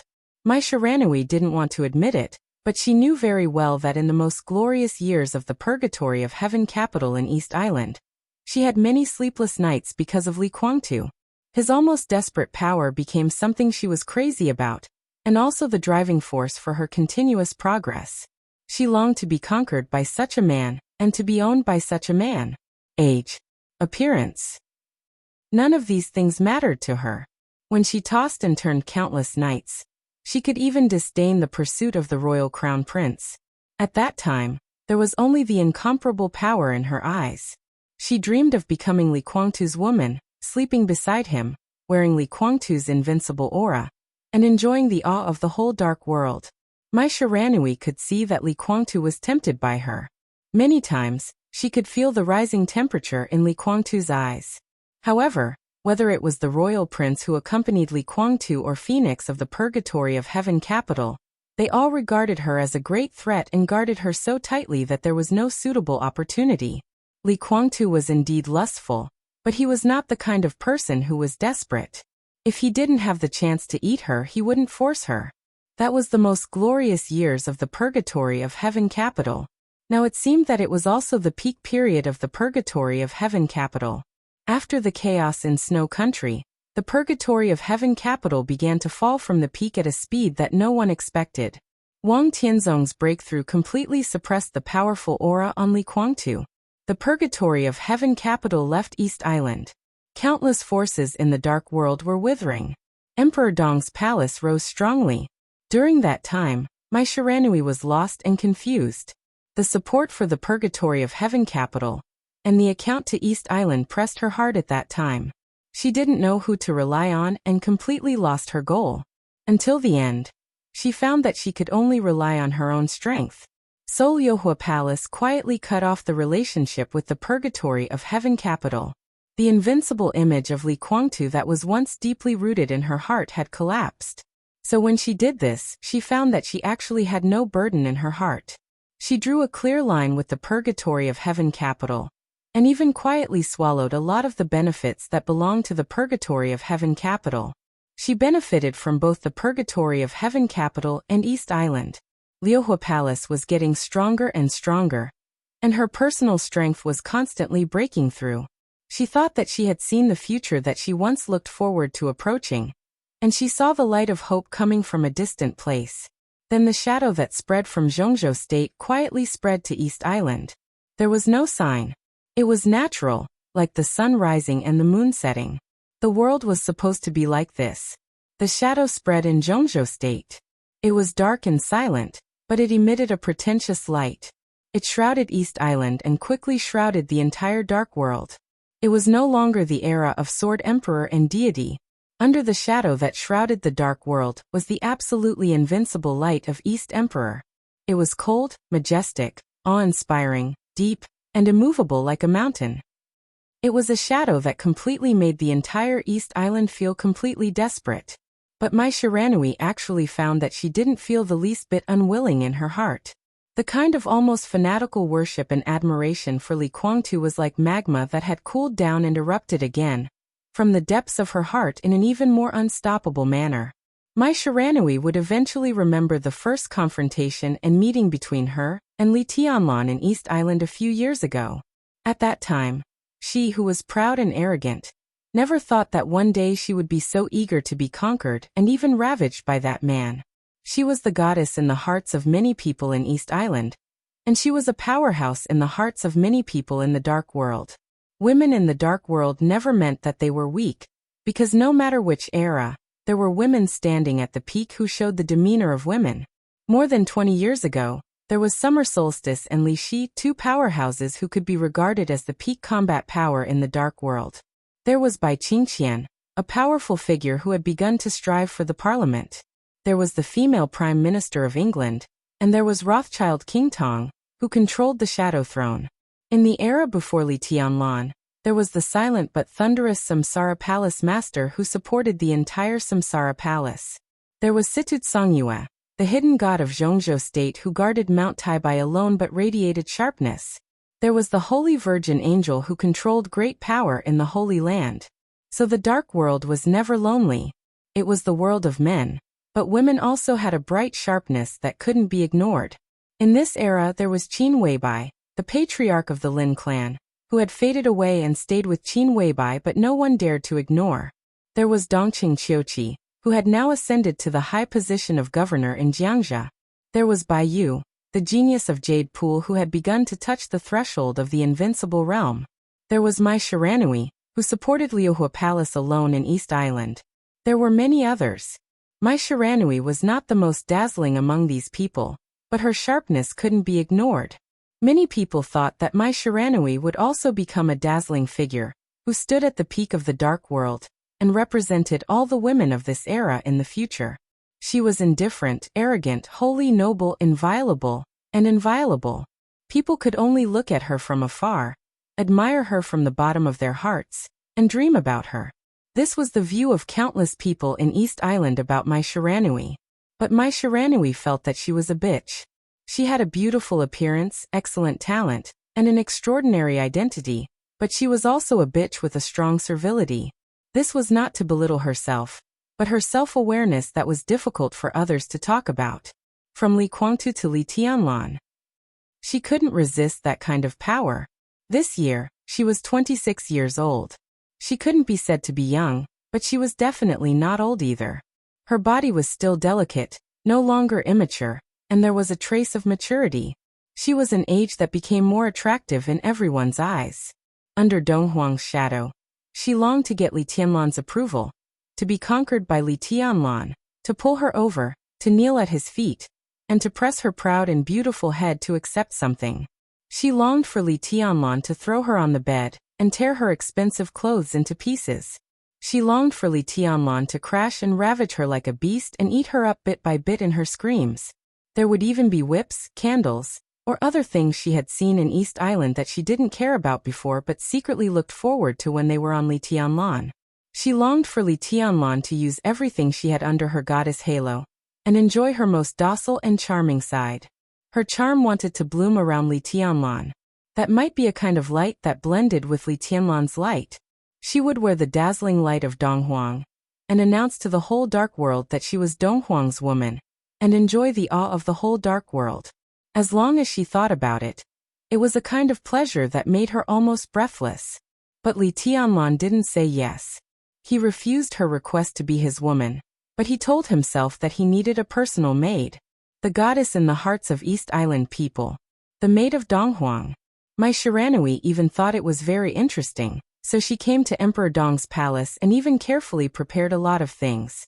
Mai Shiranui would never forget the strange expression on Xiao Mahai's face when he checked her luggage and found something like a whip in her suitcase. There were even some inconspicuous but interesting gadgets that could only be bought in East Island. Mai Shiranui didn't care. At that time, she burst into an extremely charming smile in front of Xiao Mahai and said that His Majesty Donghuang asked her to bring it with him. There was no look of contempt in his eyes.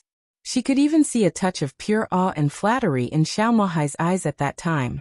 That feeling made Mai Shiranui's legs weak and her eyes a little misty. She was very sure that this was what she wanted. She knew that she could not break the limit of the invincible realm and enter the realm that she had never reached before. But she could lie docilely beside Li Tianlan, and the whole dark world would also fear and flatter her. Her Liuhua palace could also become a superpower, even if she was not in the invincible realm, even if she was just an ordinary person who didn't know martial arts. Mai Shiranui thought quietly. Her face was a little flushed, and she rubbed her legs unconsciously, feeling that she was going to take a bath again. "What are you thinking about?" Li Tianlan's voice suddenly rang out in the brightly lit living room.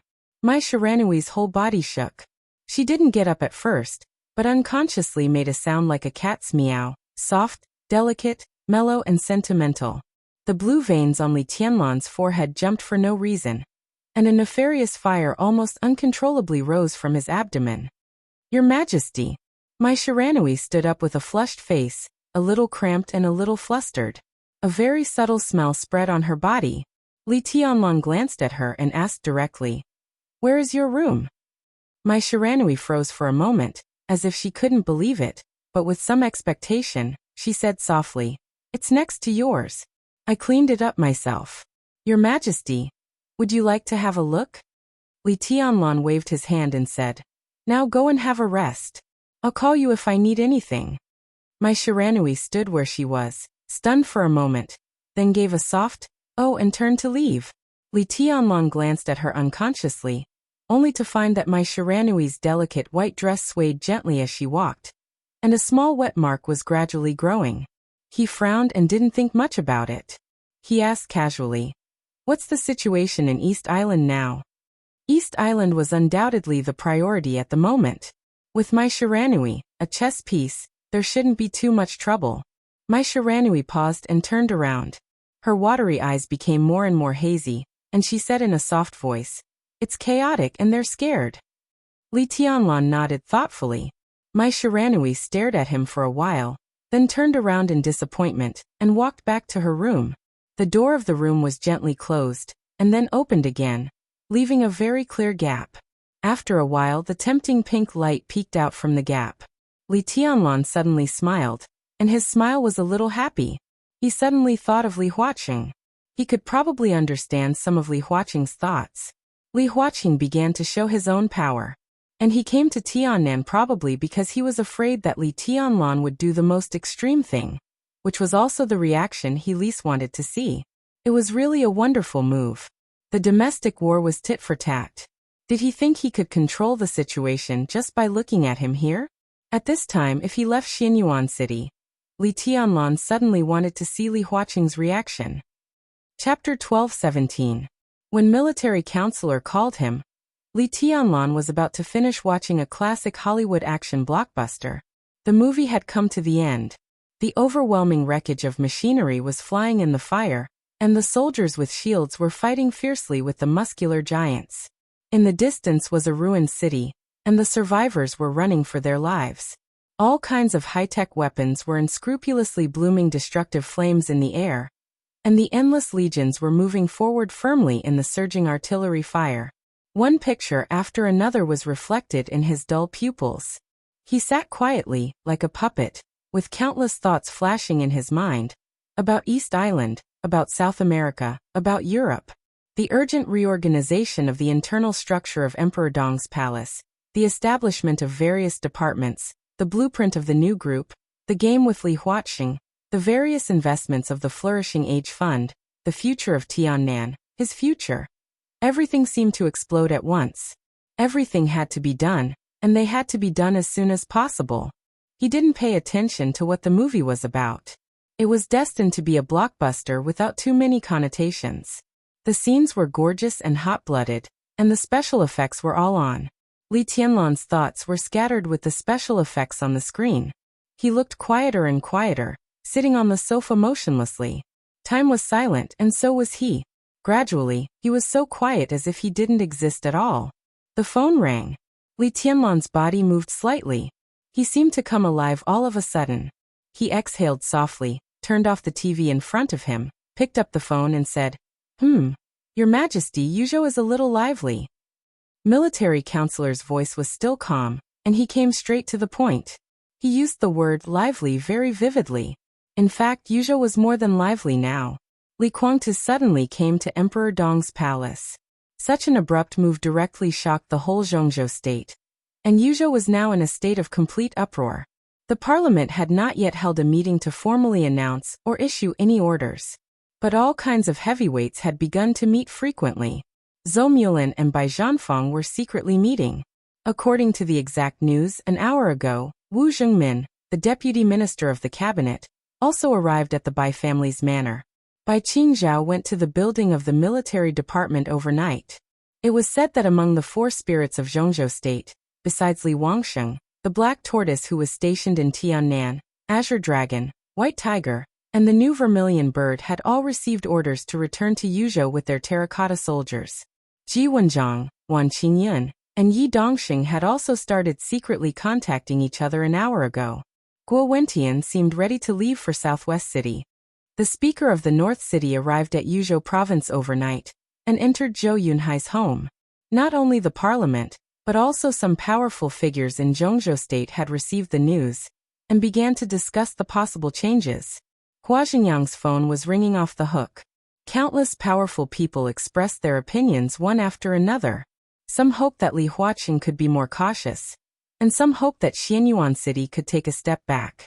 As the current CEO of Emperor Dong's palace, the military counselor also received calls from different people. Some wanted to strengthen cooperation, while others wanted to shelve previous cooperation plans. It was a complete mess. Demons danced in a frenzy. The turbulence had begun to spread to the entire Zhongzhou state from Yuzhou as the center. In 24 hours at most, the roaring hurricane would sweep across the entire Zhongzhou state. Is it exciting? Li Tianlan asked with a smile and a relaxed tone while holding the phone. Military counselor was silent for about half a minute.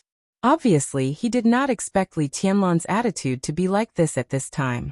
Then he laughed and said, I've experienced such a battle once, and I'm used to it. Your Majesty, the timing is a bit sensitive now, you know. Of course, Li Tianlan could understand what the so-called timing sensitivity meant. The problem of Li Guangtu had now become the focus between the academics and Emperor Dong's palace. Neither side would give in. Li Huaqing's arrival in Emperor Dong's palace made everyone a little uneasy. But before the situation changed, the uneasiness was just uneasiness.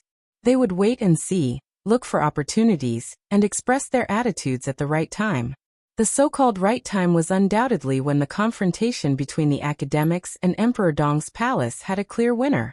But now there was a big movement in Yuzhou. It was no longer as simple as waiting and seeing. The academics and Emperor Dong's palace had stirred up chaos. Now all the other groups and wealthy families were obviously ready to take action, and showed signs of entering the fray. Why? There might be a lot of reasons. But there should be only a few of them who really wanted to help the academics or Emperor Dong's palace. The most important reason was because of the election. The eve of every election in Zhongzhou state was the most lively time. The situation seemed calm, but only the people in the game could really see the stormy waves. When it came to the group, every group had their own demands, and wanted to complete their own layout. When it came to individuals, everyone also had their own goals. The relationship between each other, the competition inside and outside the group, and the cooperation in various fields were a complete mess. Everyone was fighting for a certain position, for a certain side's benefits. From top to bottom, the fighting was endless, spreading to every domain, every group. It was a chaotic battle. Of course, the negotiation had to be negotiated. But just like Li Huaqing and Li Tianlan now, before the negotiation, Both sides wanted to show their strength. Only with great strength could their words be taken seriously, respected, and even accepted. There was less than a year before the election. Undoubtedly, the major groups also wanted to show their strength. Only then would they have more bargaining chips and be able to ask for more things. Is it going to start now? Li Tianlan smiled and looked out of the window at the night that seemed to be gradually fading away. Xianyuan City in winter was still as warm as spring, but his body still remembered the coldness that pervaded Yuzhou. He narrowed his eyes and shook his head, saying, "It's not the new year yet. It seems a little early. Because a lot of things need to be redistributed. Our appearance has impacted the structure of the six, and many people have long been unable to hold back." Military Counselor's voice was a little understated. "So in your opinion, is it a good thing or a bad thing for Emperor Dong's palace this time?" "Neither good nor bad." The military counselor laughed.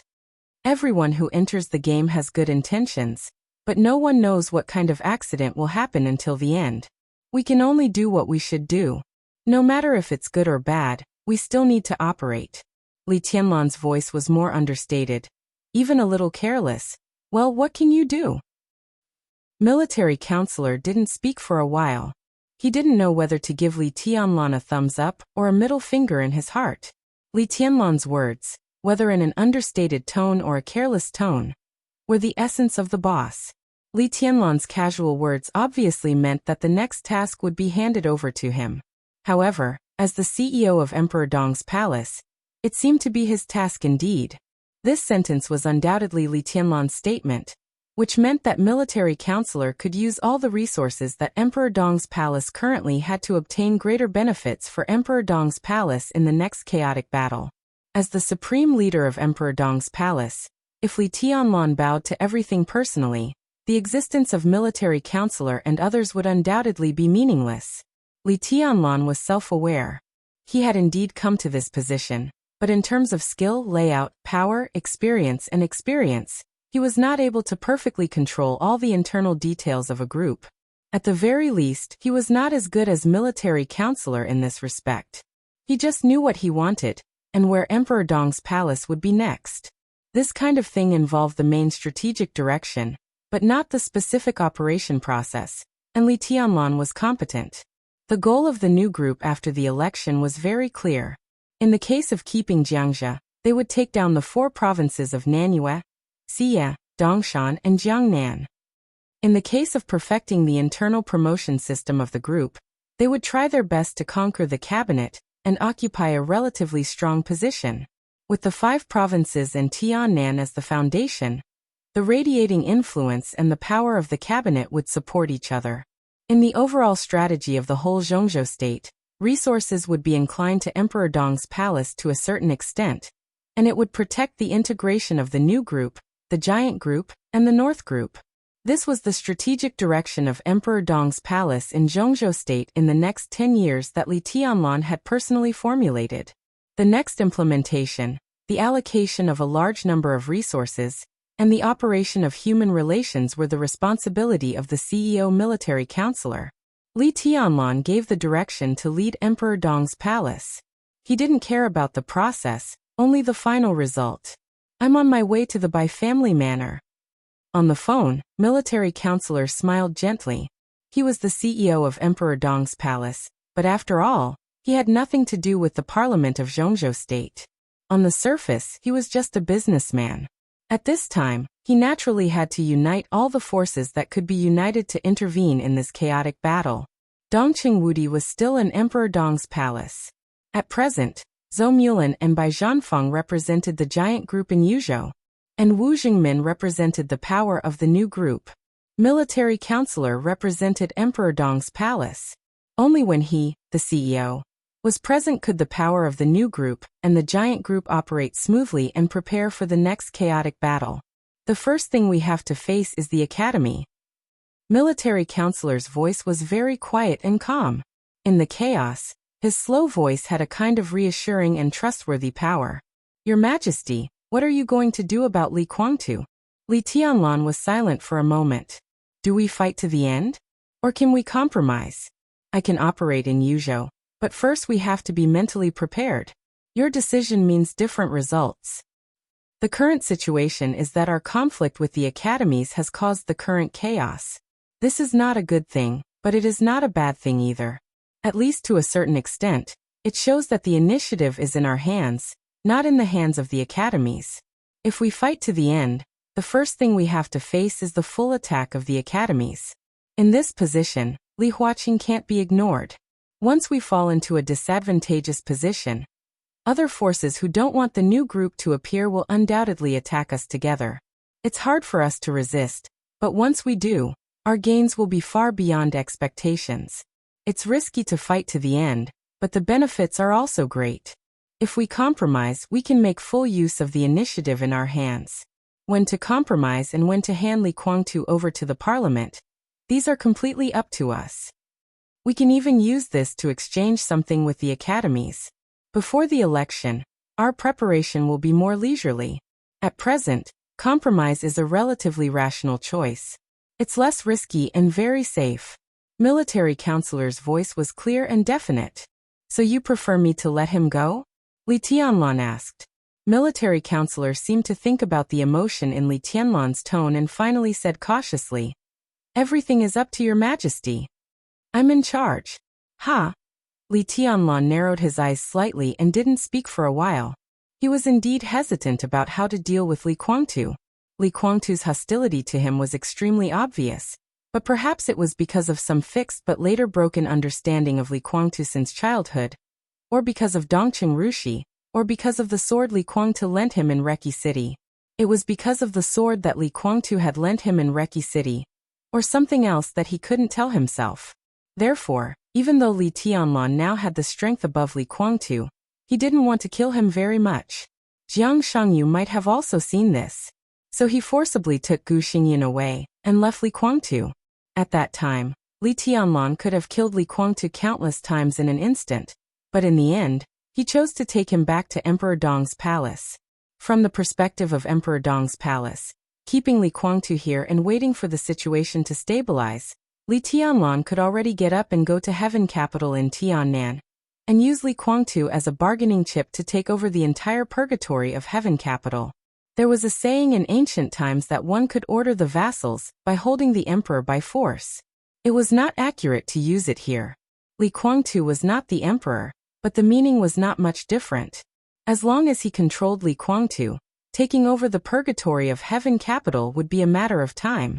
Those who were inclined to him no longer had to hesitate, and would willingly join Emperor Dong's palace. Even those who were loyal to Li Guangtu, such as Dawn, Daybreak, and Phoenix, would join because Li Guangtu was under the control of Emperor Dong's palace, and become the sword of Emperor Dong's palace. Situde Songyue's occasional trance would not appear again. The relationship between Sai City and Mount Shu would gradually ease. Li Shi didn't have to recall the past. Keeping Li Guangtu would be an explanation to Dongqing Rushi, her grandfather, and the Li family. As long as Emperor Dong controlled Li Guangtu, Emperor Dong's palace could get a lot of things. From the perspective of Emperor Dong's palace, the parliament would also give him generous compensation if he handed over Li Guangtu. Dongqing Wudi brought Li Huaqing's bargaining chip. In the communication with Li Huaqing not long ago, he also explained it calmly. Beijiang was undoubtedly a piece of fat meat. But Li Huaqing didn't mean to exchange the position of the cabinet. In principle, he still supported Bai Qingqian to go to the cabinet. He could also support Wu Zhengmin to serve as a director and deputy prime minister. He would also support Zhou Yuanshan to go to Nanyue. Li Huaqing's original intention was to promote Wu Zhengmin's first secretary, Jiang Kong, who was now in Jiangxia and had a very pleasant cooperation with Zhou Yuanshan and Dongqing Qiuqi, to the parliament of Zhongzhou State, and let him take charge of Beijiang. Jiang Kong's qualifications were undoubtedly insufficient. Even among dozens of provincial speakers in Zhongzhou State, his qualifications were the least, but his ability was beyond doubt. If Beijiang was handed over to Jiang Kong, Li Tianlan would rest assured, and Zhongzhou State would also rest assured. The strategic significance of Beijiang was far more than just a member of parliament. That was the largest province in Zhongzhou State. It could be said to be vast and resourceful, but it could also be said to be sparsely populated. There were too many things that could be done in that land, no matter what could be said or not. If the new group took over Beijiang after the election, they would undoubtedly become one of the top groups in Zhongzhou state. And not only the new group, but also Li Huaqing's concession to the Border Control Corps also meant that as long as Li Tianlan handed over Li Guangtu, the giant group could also get great benefits. This was the condition that Li Huaqing put forward. And it was certain that this was not all the conditions, but the most tempting one. As long as Li Tianlan was willing to talk about other details, there was absolutely room for discussion. Therefore, in the so-called overall situation of Emperor Dong's palace, it was beneficial to Emperor Dong's palace whether to release him or not. The difference was that if he didn't release him, he would get the purgatory of heaven capital, but he would have to resist the pressure from the parliament of Zhongzhou state. And if he released him, he would get a large number of bargaining chips headed by Beijiang, but in the future he would have to face the joint forces of Li Guangtu, Gu Xingyun and Jiang Shangyu. Li Tianlan was not afraid of making enemies. He was not even afraid that Li Guangtu would enter the supreme realm in the spiritual domain first. He just didn't want to be enemies with Li Guangtu and the purgatory of heaven capital represented by Li Guangtu. The brand of the Li family on the purgatory of heaven capital was so obvious. It could be said that he was indecisive, soft-hearted, or hesitant. Li Tianlan really didn't want to fight against them. That was tantamount to cutting off the beliefs he had grown up with, distorting his life, and making the future more meaningless. And Li Huaqing and the parliament of Zhongzhou state were now undoubtedly forcing him, and the Li family represented by Li Guangtu to go against each other. Li Tianlan held the phone and said after a while, "Let's wait and see. Things have to be done first. Don't be too anxious." Military counselor smiled on the other end of the phone. Now both sides are still at the stage of showing their strength. The second before the real showdown is the time for your majesty to consider. Li Tianlan said. I probably know what Li Huaqing wants to do. Military counselor continued. Our intelligence department has received the news. Li Huaqing should want to re-establish the order of the special warfare system of Zhongzhou state. He has talked with Gu Xingyun and Jiang Shangyu. Li Guangtu is also an indispensable part of his plan. In Li Huaqing's expectation in the future, the special warfare system of Zhongzhou state will set up several new corps as the core pillars of the special warfare system of Zhongzhou state. Kunlun Corps, Commander Gu Xingyun. The main force is the current elite of Kunlun City. Heaven Capital Corps, Commander Li Guangtu. The main force is the current elite of the Purgatory of Heaven Capital. The third one, the source of the news is a little vague. It should be called the Shadow Legion, Commander Jiang Shangyu. The specific composition of the personnel is unknown. In addition, there is the Snowdance Corps and the Nightmare Corps of Emperor Dong's palace, led by Your Majesty. It seems that the parliament will also give the special warfare system more power to speak. In short, Li Huaqing is very generous, and it can be seen that he is very sincere. Military counselor's quiet and deep voice kept echoing. Li Tianlan held the phone and did not speak for a long time. Chapter 12:18. Li Tianlan could sense Li Huaqing's sincerity.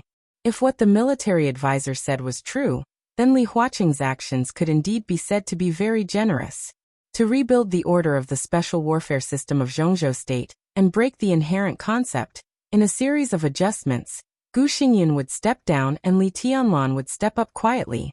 In this case, Gu Xingyun could be regarded as losing all his face.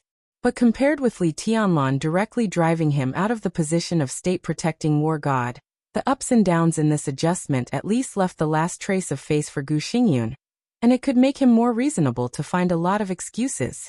Snow Dance, Nightmare, Kunlun, Tiandu, Umbra. If the 5 regiments were the core pillars of the special warfare system of Zhongzhou state, then Li Tianlan would undoubtedly have a great advantage when facing others. The Snowdance Corps was originally his trusted team, and the Nightmare Corps was the main structure of Emperor Dong's palace. Of the 5 regiments he could absolutely control 2. Gu Xingyun, Li Guangtu, and Jiang Shangyu each controlled 1. It seemed that the 3 of them together seemed to be more powerful than Li Tianlan, but it was just an appearance. Not to mention the size and equipment of the 5 legions, and the comparison of combat effectiveness between Li Tianlan and the 3 of them. After Zhongzhou state made this plan, if Li Tianlan agreed, then the support of the parliament for him would be completely different. This was Li Huaqing's attitude and sincerity. He could give it to Beijiang, Nanyue, Dongshan and Jiangnan, but he wouldn't touch Zhejiang either. If you want the initiative of the special warfare system, I can give it to you. If they wanted to support him, the parliament would not hesitate. The whole Zhongzhou state had already determined that Li Tianlan would be their real irreplaceable guardian in the next few decades, so Li Huaqing's attitude was very obvious. I can give you what you want.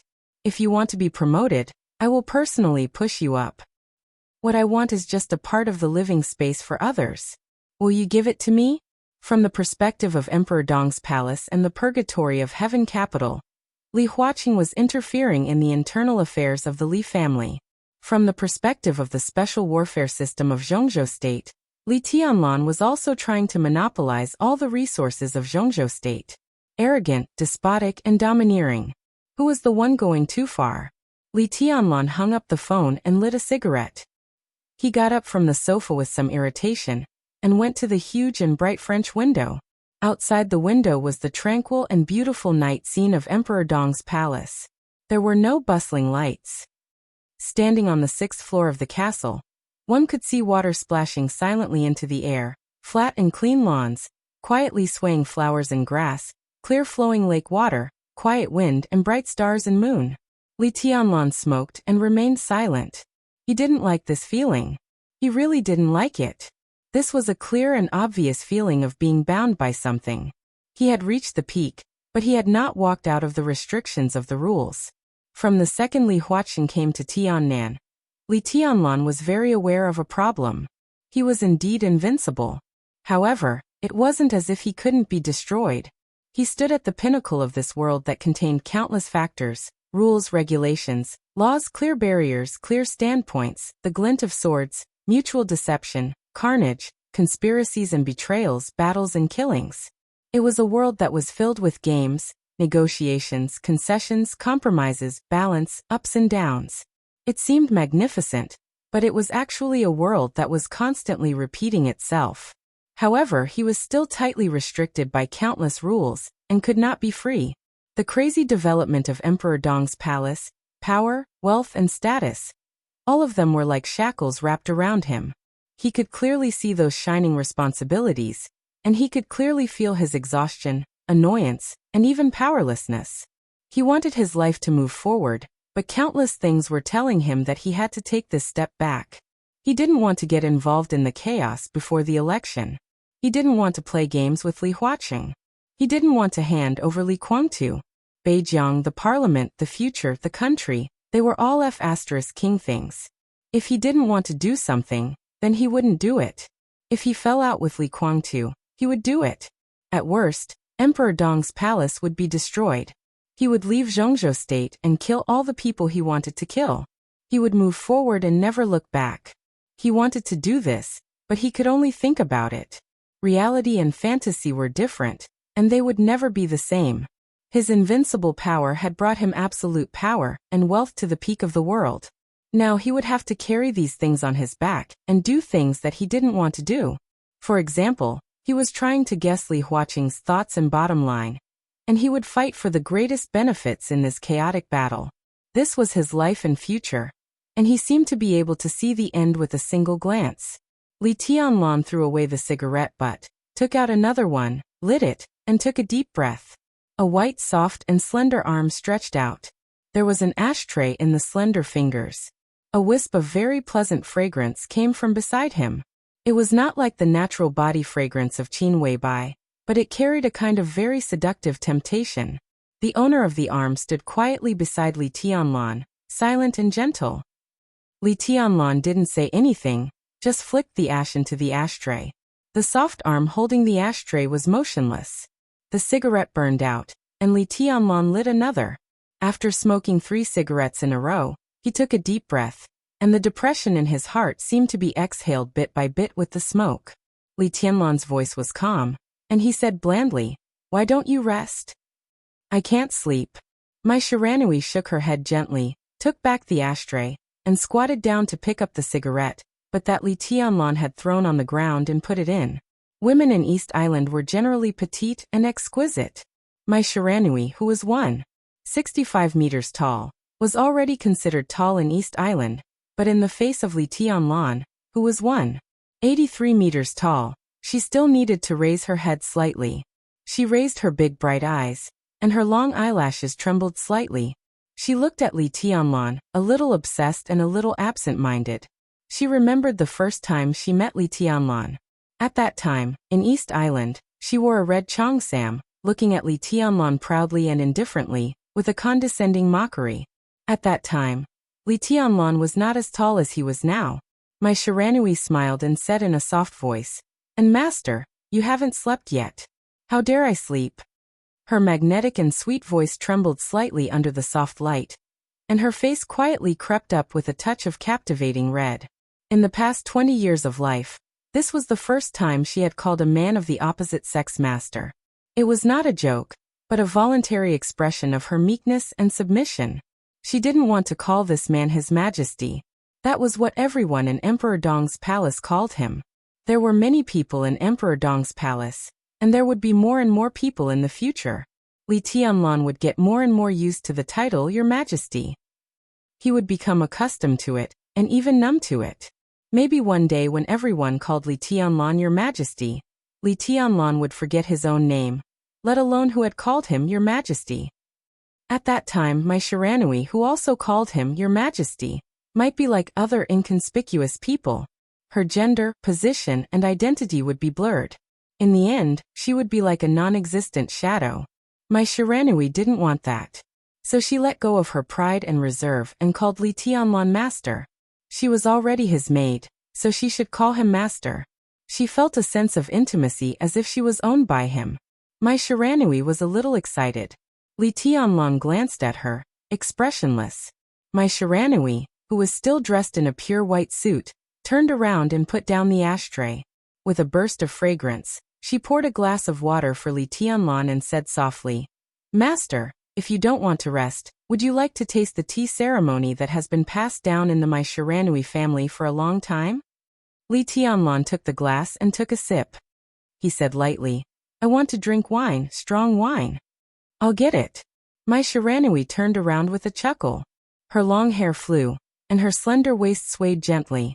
She came and went like the wind. In the dead of night, beauty and strong wine. Li Tianlan's heart was restless, but it had nothing to do with desire.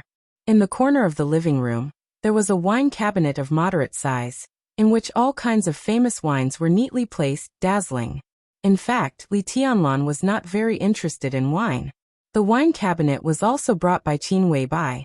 She preferred to drink a little grape wine or red wine before going to bed, and Li Tianlan would drink some with her. However, Qin Weibai lived here for a short time, so the wine cabinet still looked full. My Shiranui did not touch the foreign vodka and the like. She bent down and turned out a bottle of high alcohol content Maotai, took 2 crystal glasses and put them in front of Li Tianlan, and then called the number 2 restaurant. The number 2 restaurant was on the 5th floor of the castle. It was a small cafeteria.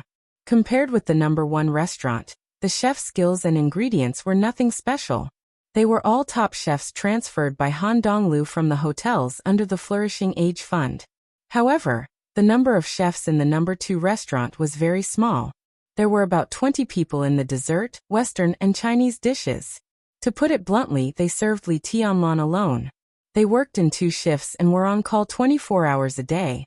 Li Tianlan's time in Emperor Dong's palace was very short, so the number 2 restaurant became a special place for the high-level officials of Emperor Dong's palace. My Shiranui did not know much about Zhongzhou cuisine. She just said that His Majesty wanted to drink. Listening to her stiff but charming Chinese, Li Tianlan opened the bottle and filled the 2 crystal glasses in front of him. My Shiranui, who was talking on the phone, watched this scene. Her watery eyes were shining, and the corners of her soft lips were gently raised.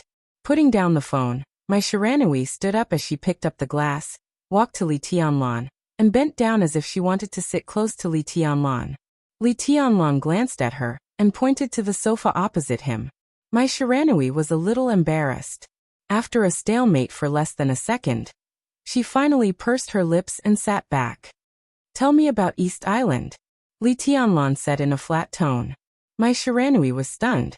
Holding the glass, she said slowly, East Island is in chaos now.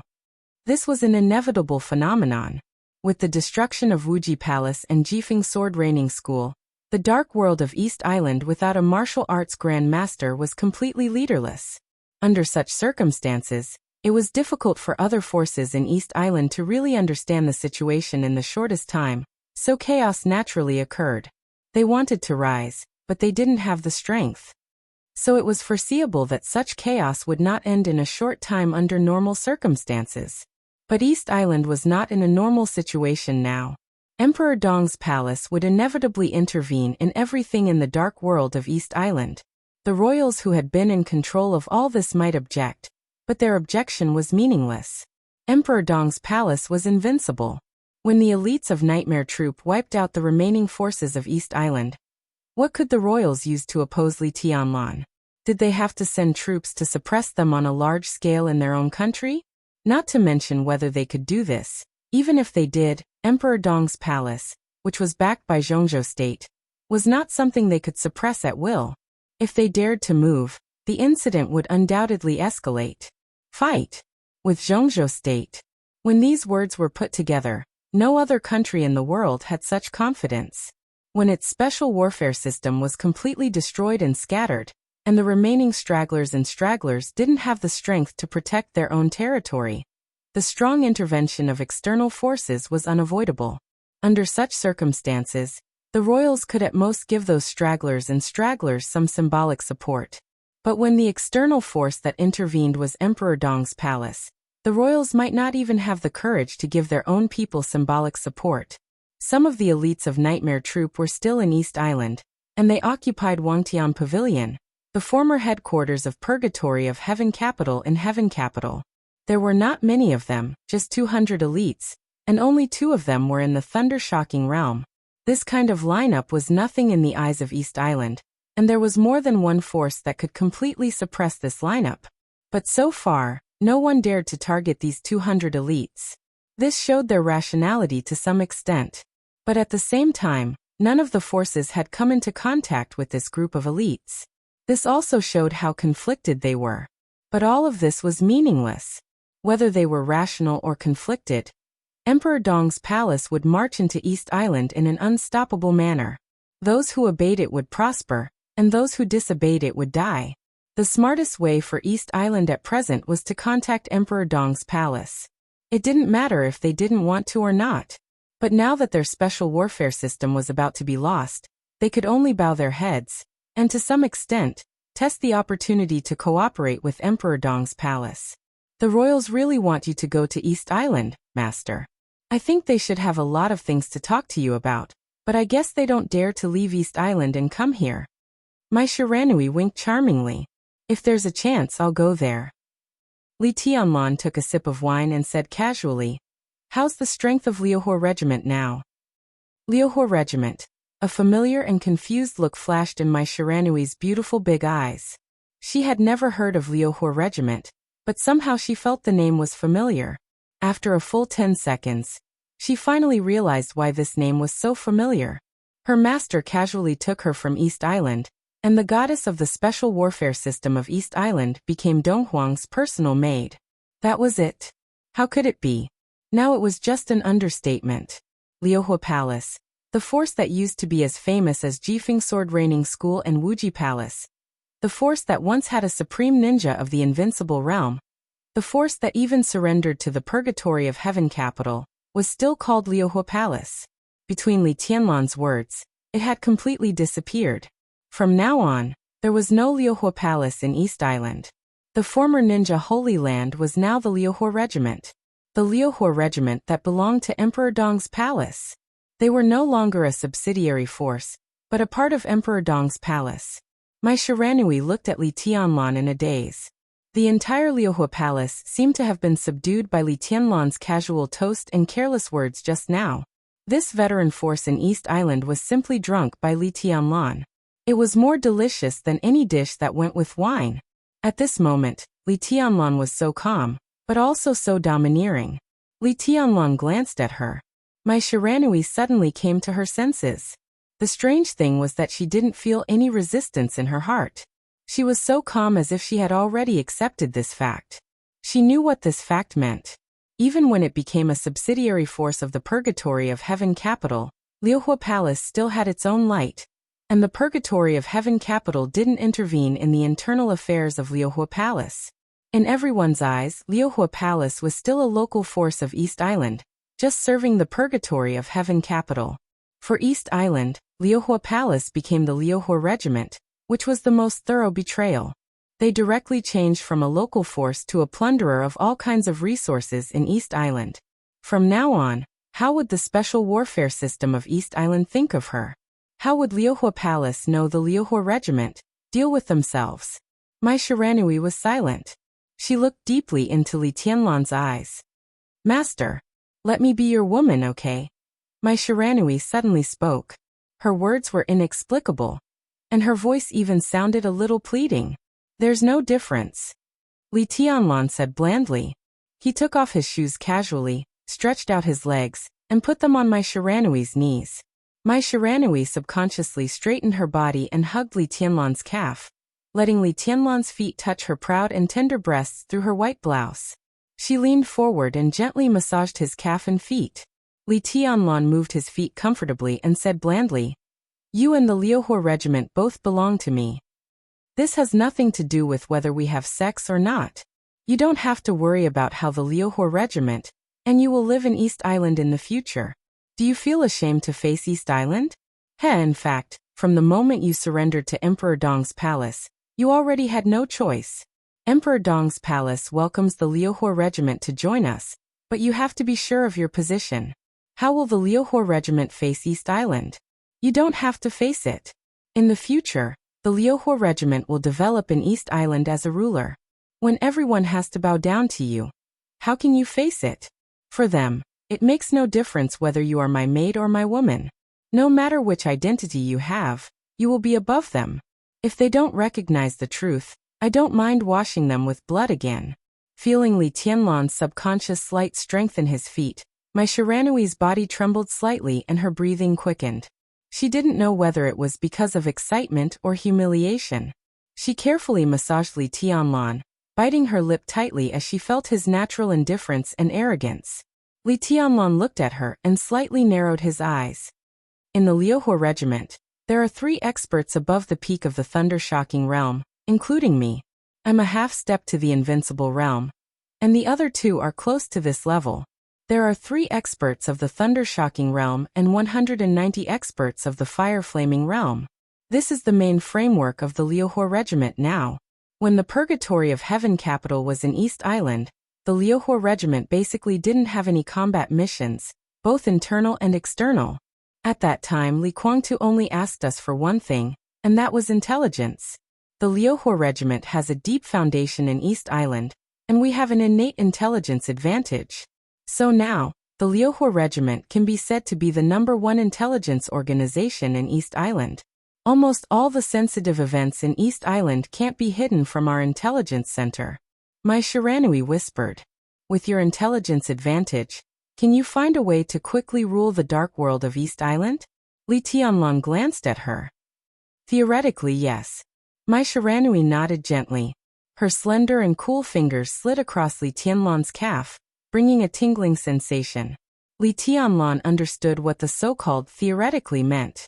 He nodded and said, "I will go to East Island, but only after you have initially established the authority of the Liuhua Regiment.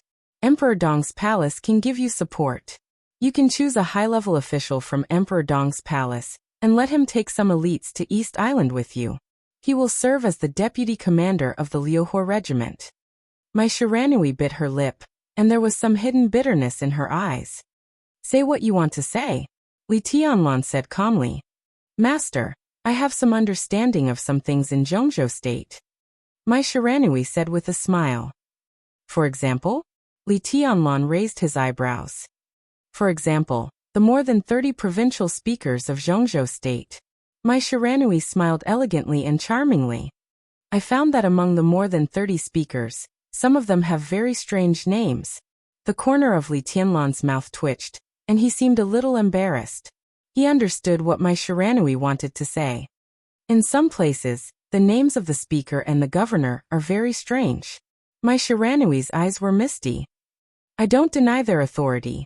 It's just that in those provinces, there is usually a deputy governor or deputy speaker whose division of labor is not very clear.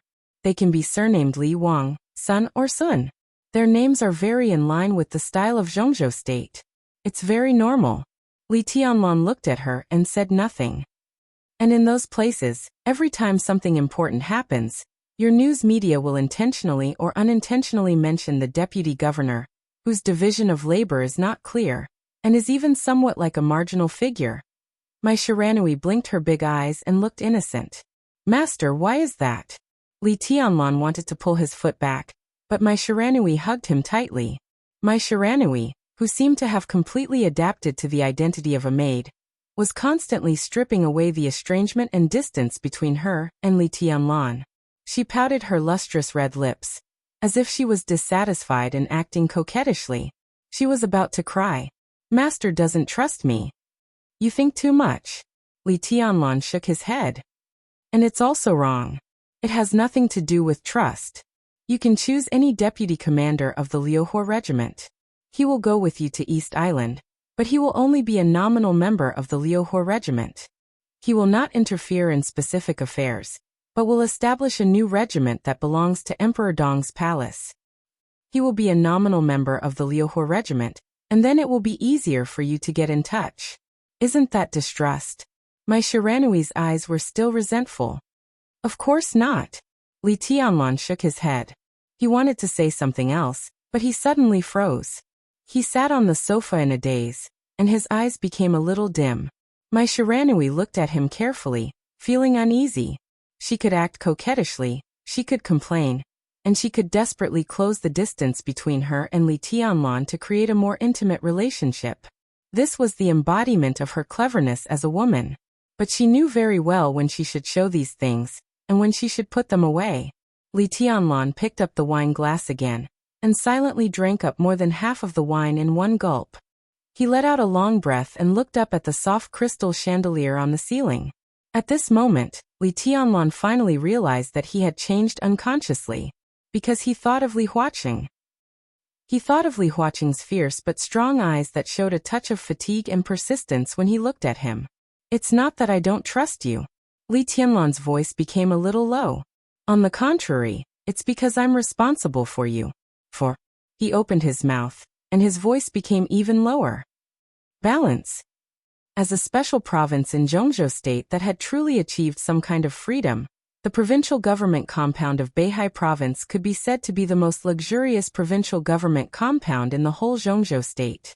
It used to be a large park in Shangzhou city. When it was renovated for the second time after its completion, it was approved by a patriarch of the Wang family of Beihai into a provincial government compound. It was surrounded by mountains and rivers, far away from the hustle and bustle. Dozens of huge and luxurious 5-story single-family villas were dotted among the green hills and blue waters. The structure had 3 floors above the ground and 2 floors below the ground. It was equipped with elevators, private lawns, private garages, private pools, private gyms, private cinemas, bars, and there was an international golf course inside the park. It could be said to be the real holy land of celebrities in the whole of Beihai. Luxury cars came and went all day and night. It was said that the third phase expansion plan of the provincial government compound had been approved. From the southern part of the provincial government compound, they could even get a small piece of sea area that belonged to the provincial government compound. At that time, a yacht club would be built here to provide entertainment for the speaker and directors. In the past hundreds of years, Beihai had been so ostentatious in various fields. This province was unimaginably comfortable and luxurious compared to other regions of the same level. In the eyes of other regions of Zhongzhou state, it was indeed a real alien and freak. It was no wonder that Chen Fangqing and even many people before him regarded Beihai as a thorn in their side. They saw the ostentatiousness of Beihai that even they envied, but they did not see, or were unwilling to admit, the calmness behind the ostentatiousness.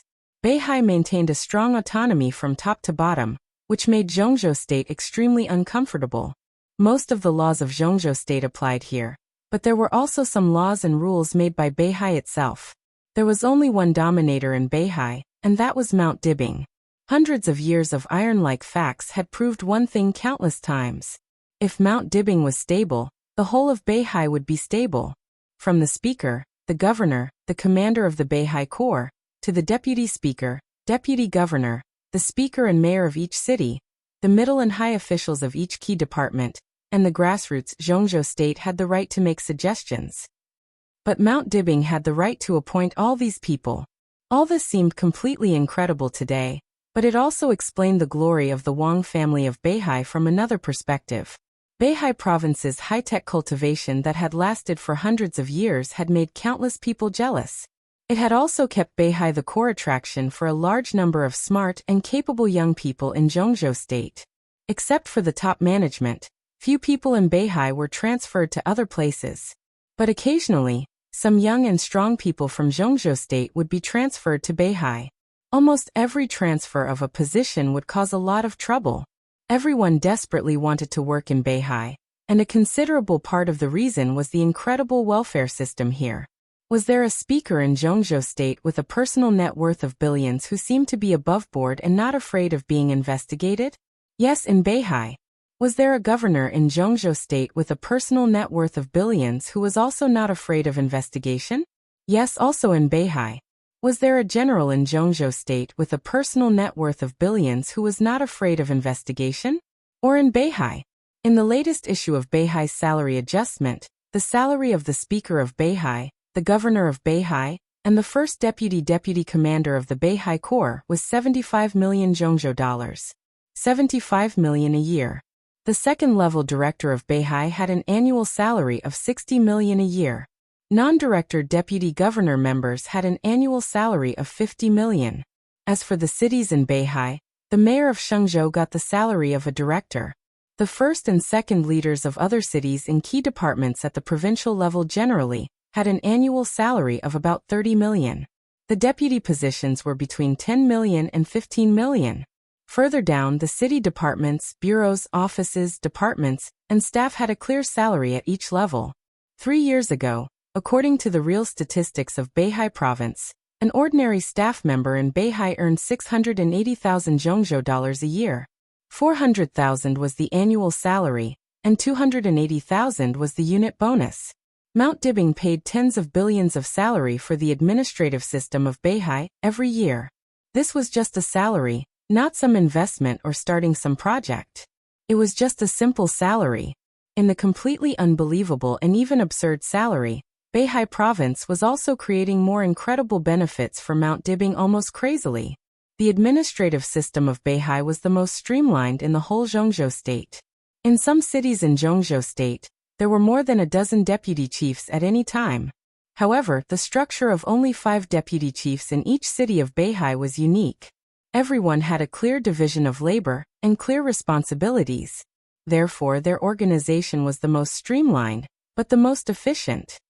Sitting in their positions, whether it was a leader or a staff member, everyone was doing their best to be responsible for their own work seriously.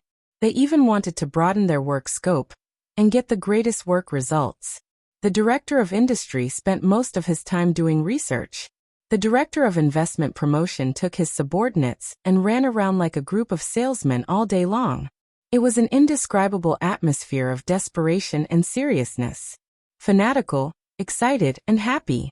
Everyone was working hard to do their own things, and wholeheartedly to make everyone in Beihai live a better life.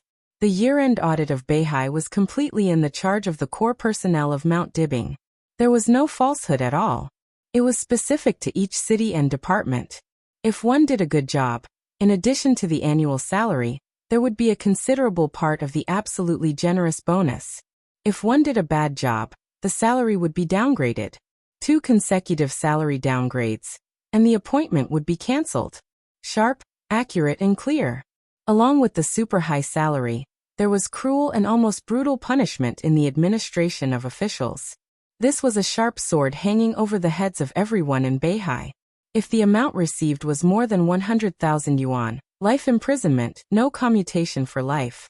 If the amount received was more than 500,000 yuan, the death penalty would be carried out immediately.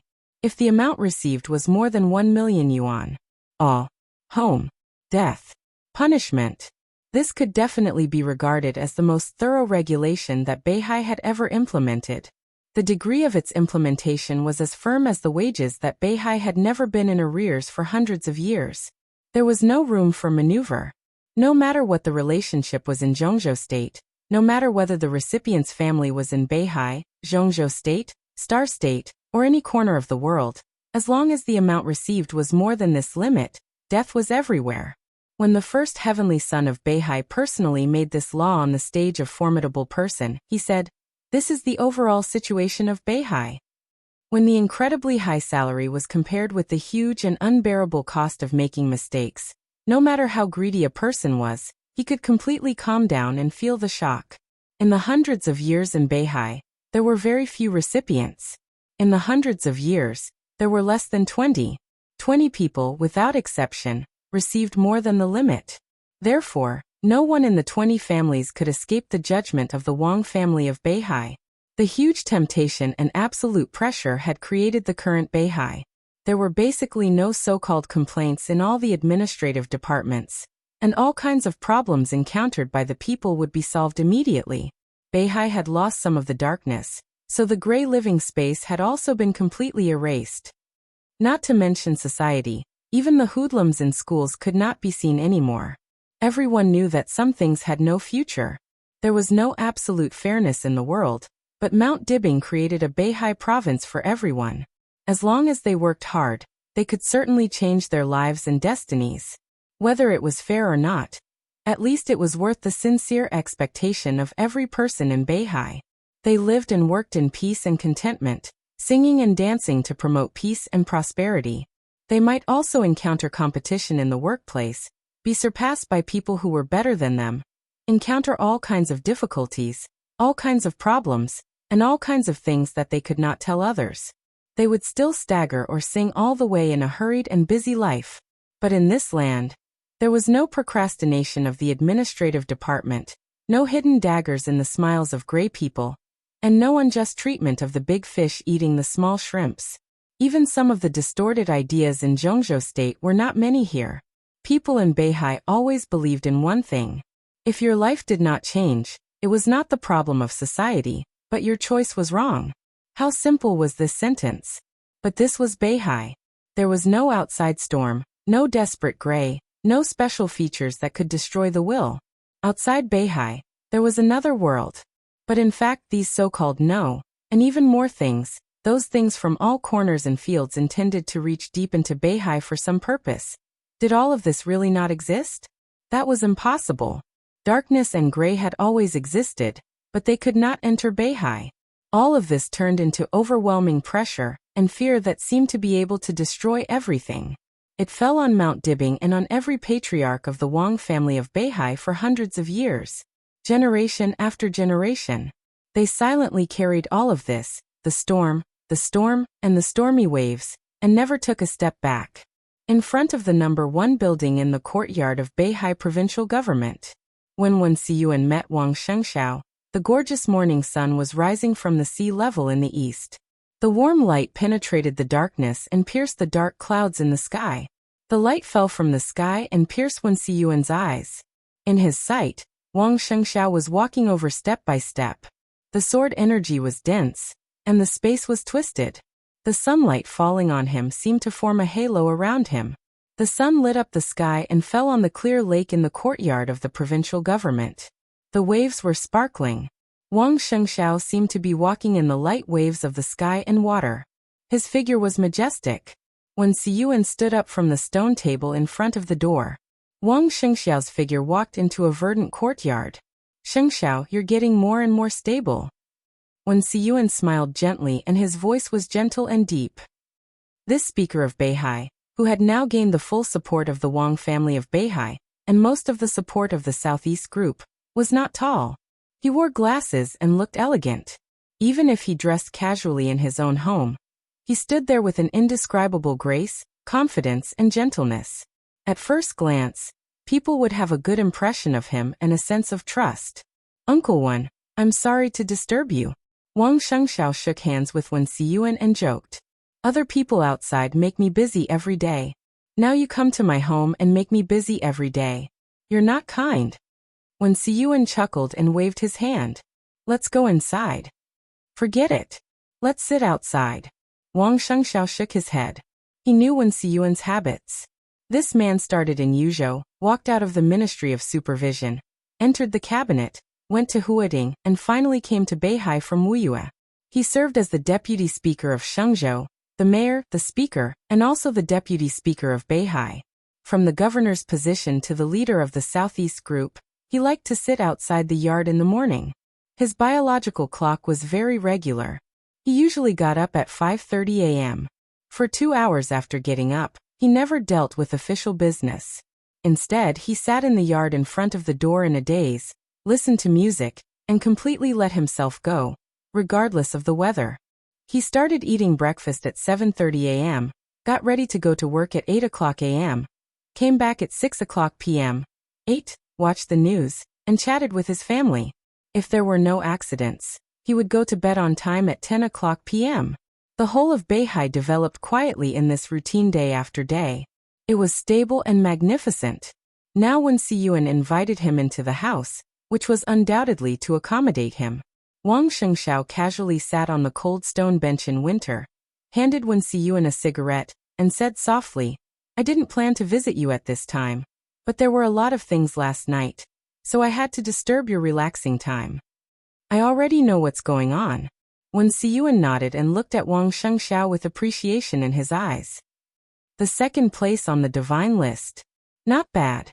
You are still young. In another 10 years, it is hard to say who will be the first.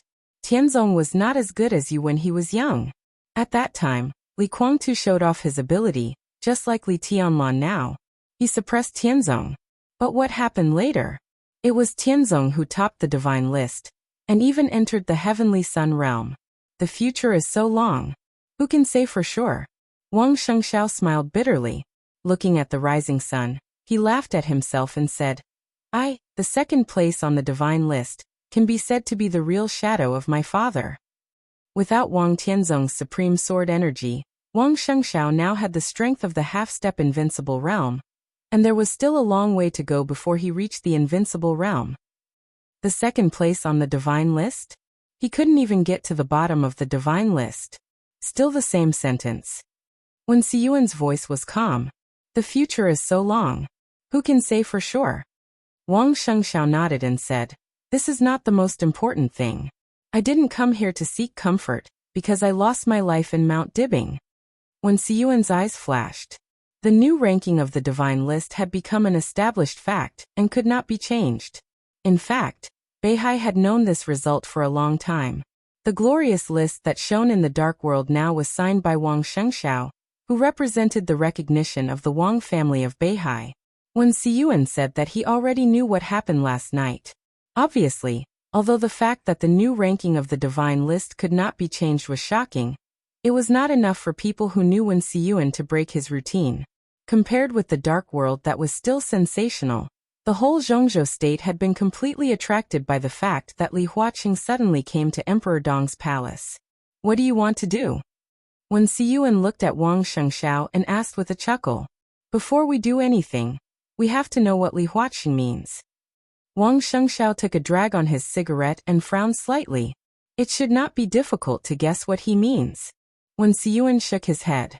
This was the most sober and calmest time of the day, so what he said seemed to have an unquestionable power. Li Huaqing can't let Li Tianlan leave Zhongzhou state. He went to Xianyuan city, which is a guarantee. As long as he is still in Emperor Dong's palace, no matter how fierce the fight outside is, Li Tianlan will not really turn against him. It doesn't matter if it is a fight, a tit-for-tat, or even a life-and-death fight. For Li Tianlan, no matter whether he dares to do it or not, it is a fact. Li Huaqing in Emperor Dong's palace is equivalent to putting his life in Li Tianlan's hands. This sense of security will not even let Li Tianlan have the idea of turning against him completely. Now the idea of both sides is very simple. They each have a trump card and there is room for negotiation. But no one is convinced by the other. Li Huaqing wants to control Li Tianlan and let Emperor Dong's palace better serve Zhongzhou state. Li Tianlan is dissatisfied with Li Huaqing because of the Li family. Li Guangtu. This is actually just a cover. Of course, this cover is indispensable. But the core problem is still Li Huaqing and Li Tianlan. They can negotiate, but they don't want to. Both sides are afraid of making a bad start and giving in without a bottom line in the future. So they can only fight. Today I will take you down. Next year you will take me down. Fight. When you are tired of fighting, sit down and talk. Anyway, Li Huaqing is in Emperor Dong's palace, so it is very convenient for both sides to communicate. They can talk at any time. If they can't reach an agreement, they can continue to fight. Both sides are now showing off their strength, so that they can put forward better conditions in the final negotiation. Now the whole world knows Li Tianlan's trump card, so it is too easy to guess. Both Emperor Dong's palace and Li Tianlan have the right to negotiate, so his trump card is a life and death struggle.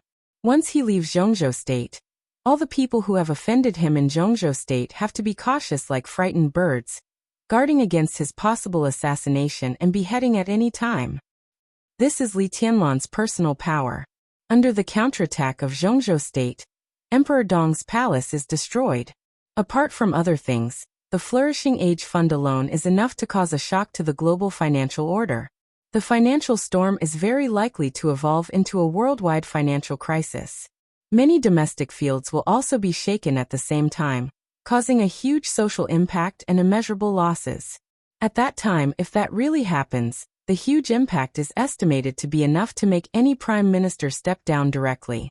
And the destruction of Emperor Dong's palace also means that Zhongzhou State will lose the elite forces of Emperor Dong's palace, Sai City, half of Mount Shu, and even half of Jade Pool. Dongqing Wudi of the giant group won't let it go. The consequences will be even more unbearable. Li Huaqing, who caused all this, will be the one who caused all this. Li Huaqing, who caused all this, even the entire academics, can't bear the consequences. Li Tianlan has now grown to the extent that he is able to drag Zhongzhou State into trouble. If not, why does Li Huaqing have to be so careful? But if he wants to do this, the price is not what Li Tianlan can bear. When all this happens, Emperor Dong's palace must have been destroyed. The whole Zhongzhou State regards him as a mortal enemy. So what if Li Tianlan is invincible in the world? When Zhongzhou State wants to kill a person with all its strength, even if it is not his opponent, there are still a lot of other ways. In that case, Zhongzhou State will be very uncomfortable, and so will Li Tianlan. When Siyuan's voice paused, and then he continued, so it is unlikely that Li Tianlan will use this trump card. But anyway, this card is in his hands. Since he appeared in the sight of Zhongzhou State, the outside world has been comparing you with Li Tianlan and Gu Hanshan. Now Gu Hanshan has long been eliminated, and Jiang Shangyu has joined. Among the three of you, Li Tianlan's talent and strength are beyond doubt, but he is too radical. In terms of strength, you and Jiang Shangyu are not as good as Li Tianlan. But in terms of calmness, Li Tianlan and Jiang Shangyu are not as good as you. In terms of forbearance, you and Li Tianlan are not as good as Jiang Shangyu. If the situation happened to you and Jiang Shangyu today, Zhongzhou State wouldn't be too worried, because the possibility of you compromising is very high. As for Li Tianlan, of course, it's also possible for him to compromise, but the possibility of him directly falling out with you is also very high if he doesn't compromise. His character makes many people worry and even fear him. If Li Tianlan plays this trump card in extreme anger, I'm not surprised at all.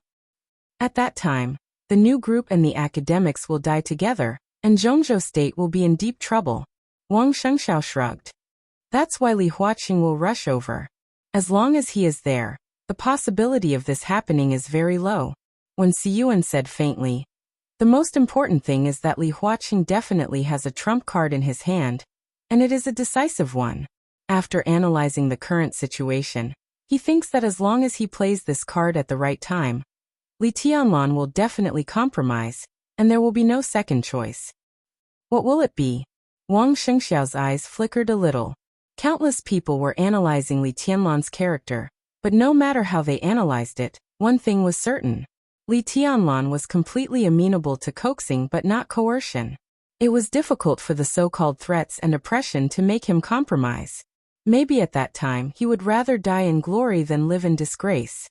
He shook his head slightly and said softly, "Anyway, it is unlikely to be a threat or anything." "Then it can only be interests." When Siyuan said lightly, "What interests can move Li Tianlan the most thoroughly? Let him compromise quickly and let Li Guangtu go. Even if he will become Li Guangtu's opponent. Even if it will make the integration of the Li family become far away? How great is such a benefit that Li Huaqing is so sure that Li Tianlan will compromise?" Wang Xingxiao was silent. His thoughts were a bit chaotic, but he knew what Wen Siyuan meant. Even though he didn't know what Li Huaqing's trump card was, from these few words, he could understand that this trump card represented unimaginable benefits. It was almost unprecedented, and could even be said to be unprecedented in history. But what could it be? It can't be that Li Huaqing intends to have Qin Weibai kidnapped to threaten Li Tianlan, right? Wang Xingxiao made a joke. When Siyuan was stunned and actually began to think about this possibility. Is Qin Weibai still in Zhongzhou state? Wang Xingxiao was also stunned and said helplessly, "Uncle Wen, I'm just kidding. How is this possible?" "Why not?" When Siyuan looked at Wang Xingxiao deeply, his eyes flickering. "If he does this, he will completely become a sworn enemy of Li Tianlan. Even if Li Tianlan will compromise, will Li Huaqing really dare to let Qin Weibai go back in the situation of a dead end? He can only bite the bullet and control her. What is this? Keep her captive? Let her meet Li Tianlan once a year. Let Li Tianlan become a slave and fighter of Zhongzhou state?" Wang Xingxiao's voice was a little cold. When Siyuan looked at him quietly. "So you think that even so Li Tianlan will not compromise? If that's the case, then there's no possibility of compromise." Wang Xingxiao's voice suddenly became incomparably calm. "In some ways, I am the same as him. Putting myself in his shoes, if Li Huaqing touches Song Ci, I will not compromise. Instead, I will try my best to retaliate at all costs. So if Li Huaqing really does something stupid, then Li Tianlan will definitely go directly to Yuzhou and massacre the academics. What else can Li Huaqing do unless he is crazy and completely disregards Zhongzhou state? Facing the crazy Li Tianlan, will he really dare to kill Qin Weibai? So it can only be interests." When Siyuan looked at Wang Shengxiao thoughtfully and nodded. Wang Shengxiao did not speak. He frowned and was preoccupied. The conflict between Li Huaqing and Li Tianlan had attracted the attention of the whole Zhongzhou state. The confrontation began, the chaos was coming, and before the election, the sensitivity of this time could not be overstated. All the major groups, even the local teams that wanted to be promoted to groups, were cautious at this time, but they were also ready to make a move. Every decision-maker's every move at this time would first think about not losing points, and then they would think about fighting for more things. They were extremely cautious. In the hundreds of years of history of Zhongzhou state, the Southeast Group, the Prince Group, the North Group, and the Giant Group had all made mistakes at this point because they were too aggressive. As a result, they couldn't recover for 10 years, 20 years, or even longer. They still existed today. It showed that they barely survived. Similarly, there were also teams that were not inferior to the Southeast Group and the Prince Group. Because of a wrong decision at this time, they were defeated and eventually disappeared from everyone's sight. The most recent example was the North Group. A few decades ago, the scale of the North Group was no less than the current Southeast Group and Prince Group. It had 2 stable director positions and 5 to 7 counselors. In the North City, the Northeast region, and more than half of the Northwest region, it was powerful and influential. However, because of a single mistake in decision-making, the various groups that had been restless seized the opportunity to bite the North Group and tear it apart. During that period, the Prince Group tore a large piece of Northwest territory from the North Group. The Giant Group also directly grew stronger at that time. The academics also appeared for the first time at that time, and began to use Liaodong as the foundation. After decades of operation, it developed to the present situation. The Southeast Group also made some mistakes during that period, but in the end it also tore Longjiang province from the North Group. Correspondingly, the North Group retreated step by step, and in the end they only managed to defend the North City. Compared to their previous grandeur, The North City's current structure of one director and two councillors was only slightly stronger than the precarious Special Warfare Group. The election was getting closer and closer. With the conflict between the new group and the academics, there would inevitably be more and more people who could not help but directly enter.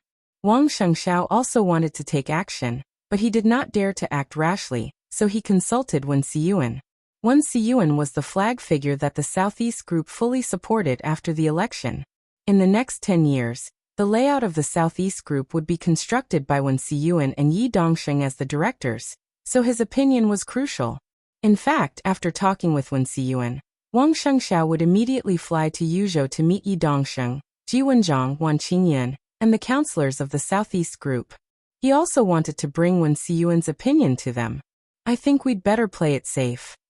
Wen Siyuan hesitated for a long time before he slowly opened his mouth. Wang Shengxiao did not speak. The door of the villa opened, and a gentle young woman in her early 30s came over with 2 cups of tea. She smiled sweetly. Shengxiao, you're here. I've prepared breakfast. It's a new invention. Try it later. Wang Shengxiao smiled and called Sister Qing, nodded, and said yes. When Qing put the tea in front of the two of them, smiled, and turned to leave. She was Wen Siyuan's daughter and was now the deputy director of the finance department of Beihai University.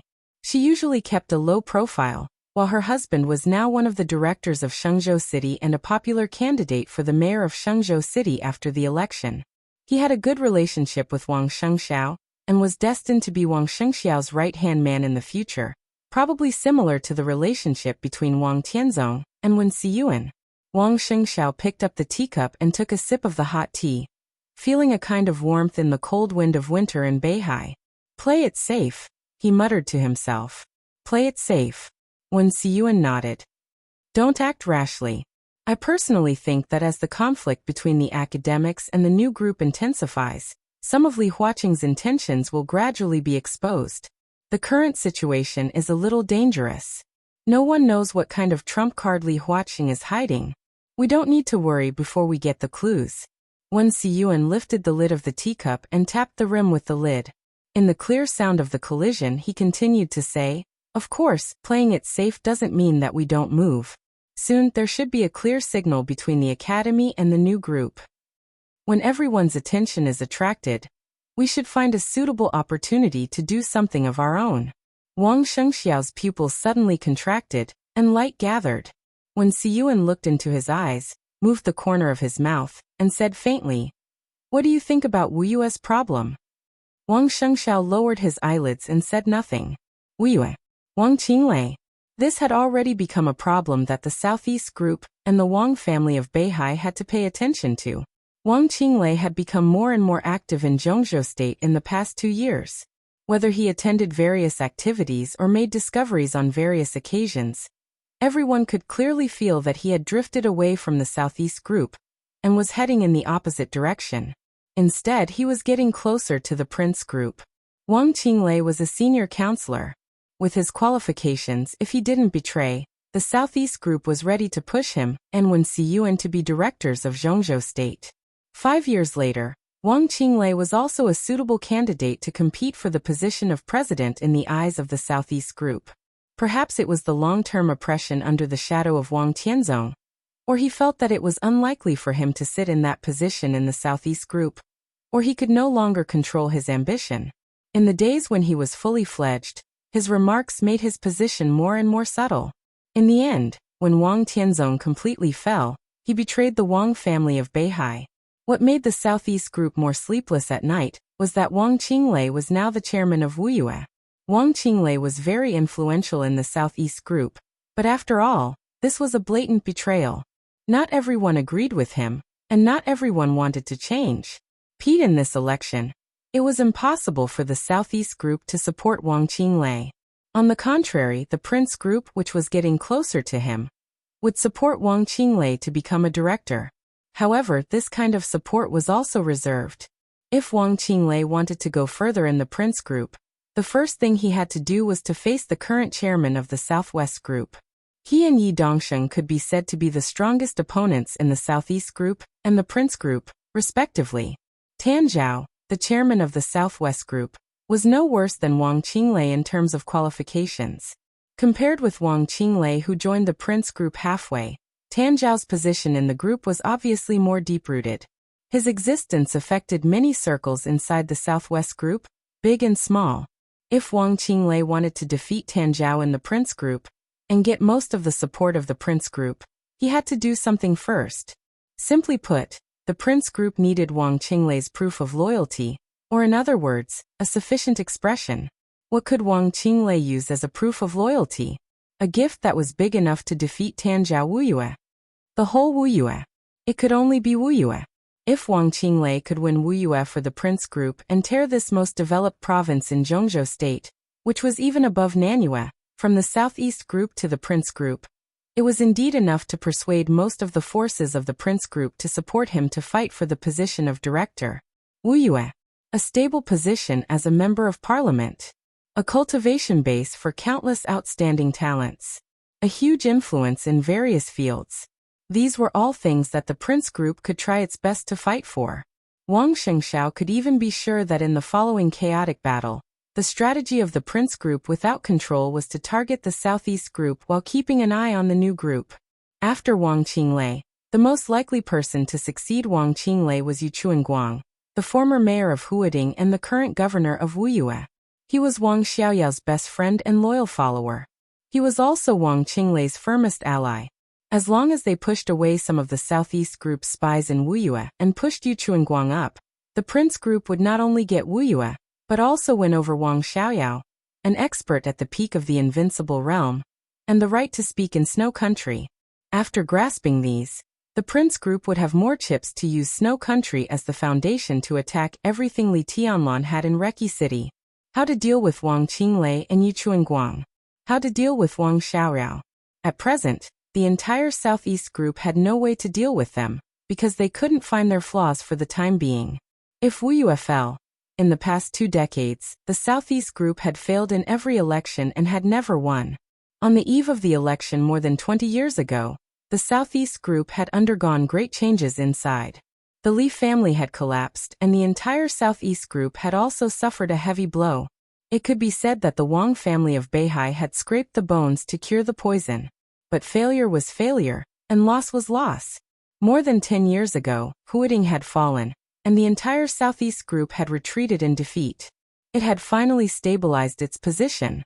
But guarding Huading, Wuyue, and Beihai, the grand occasion of being the first group in Zhongzhou state had disappeared. And now was it going to lose Wuyue again?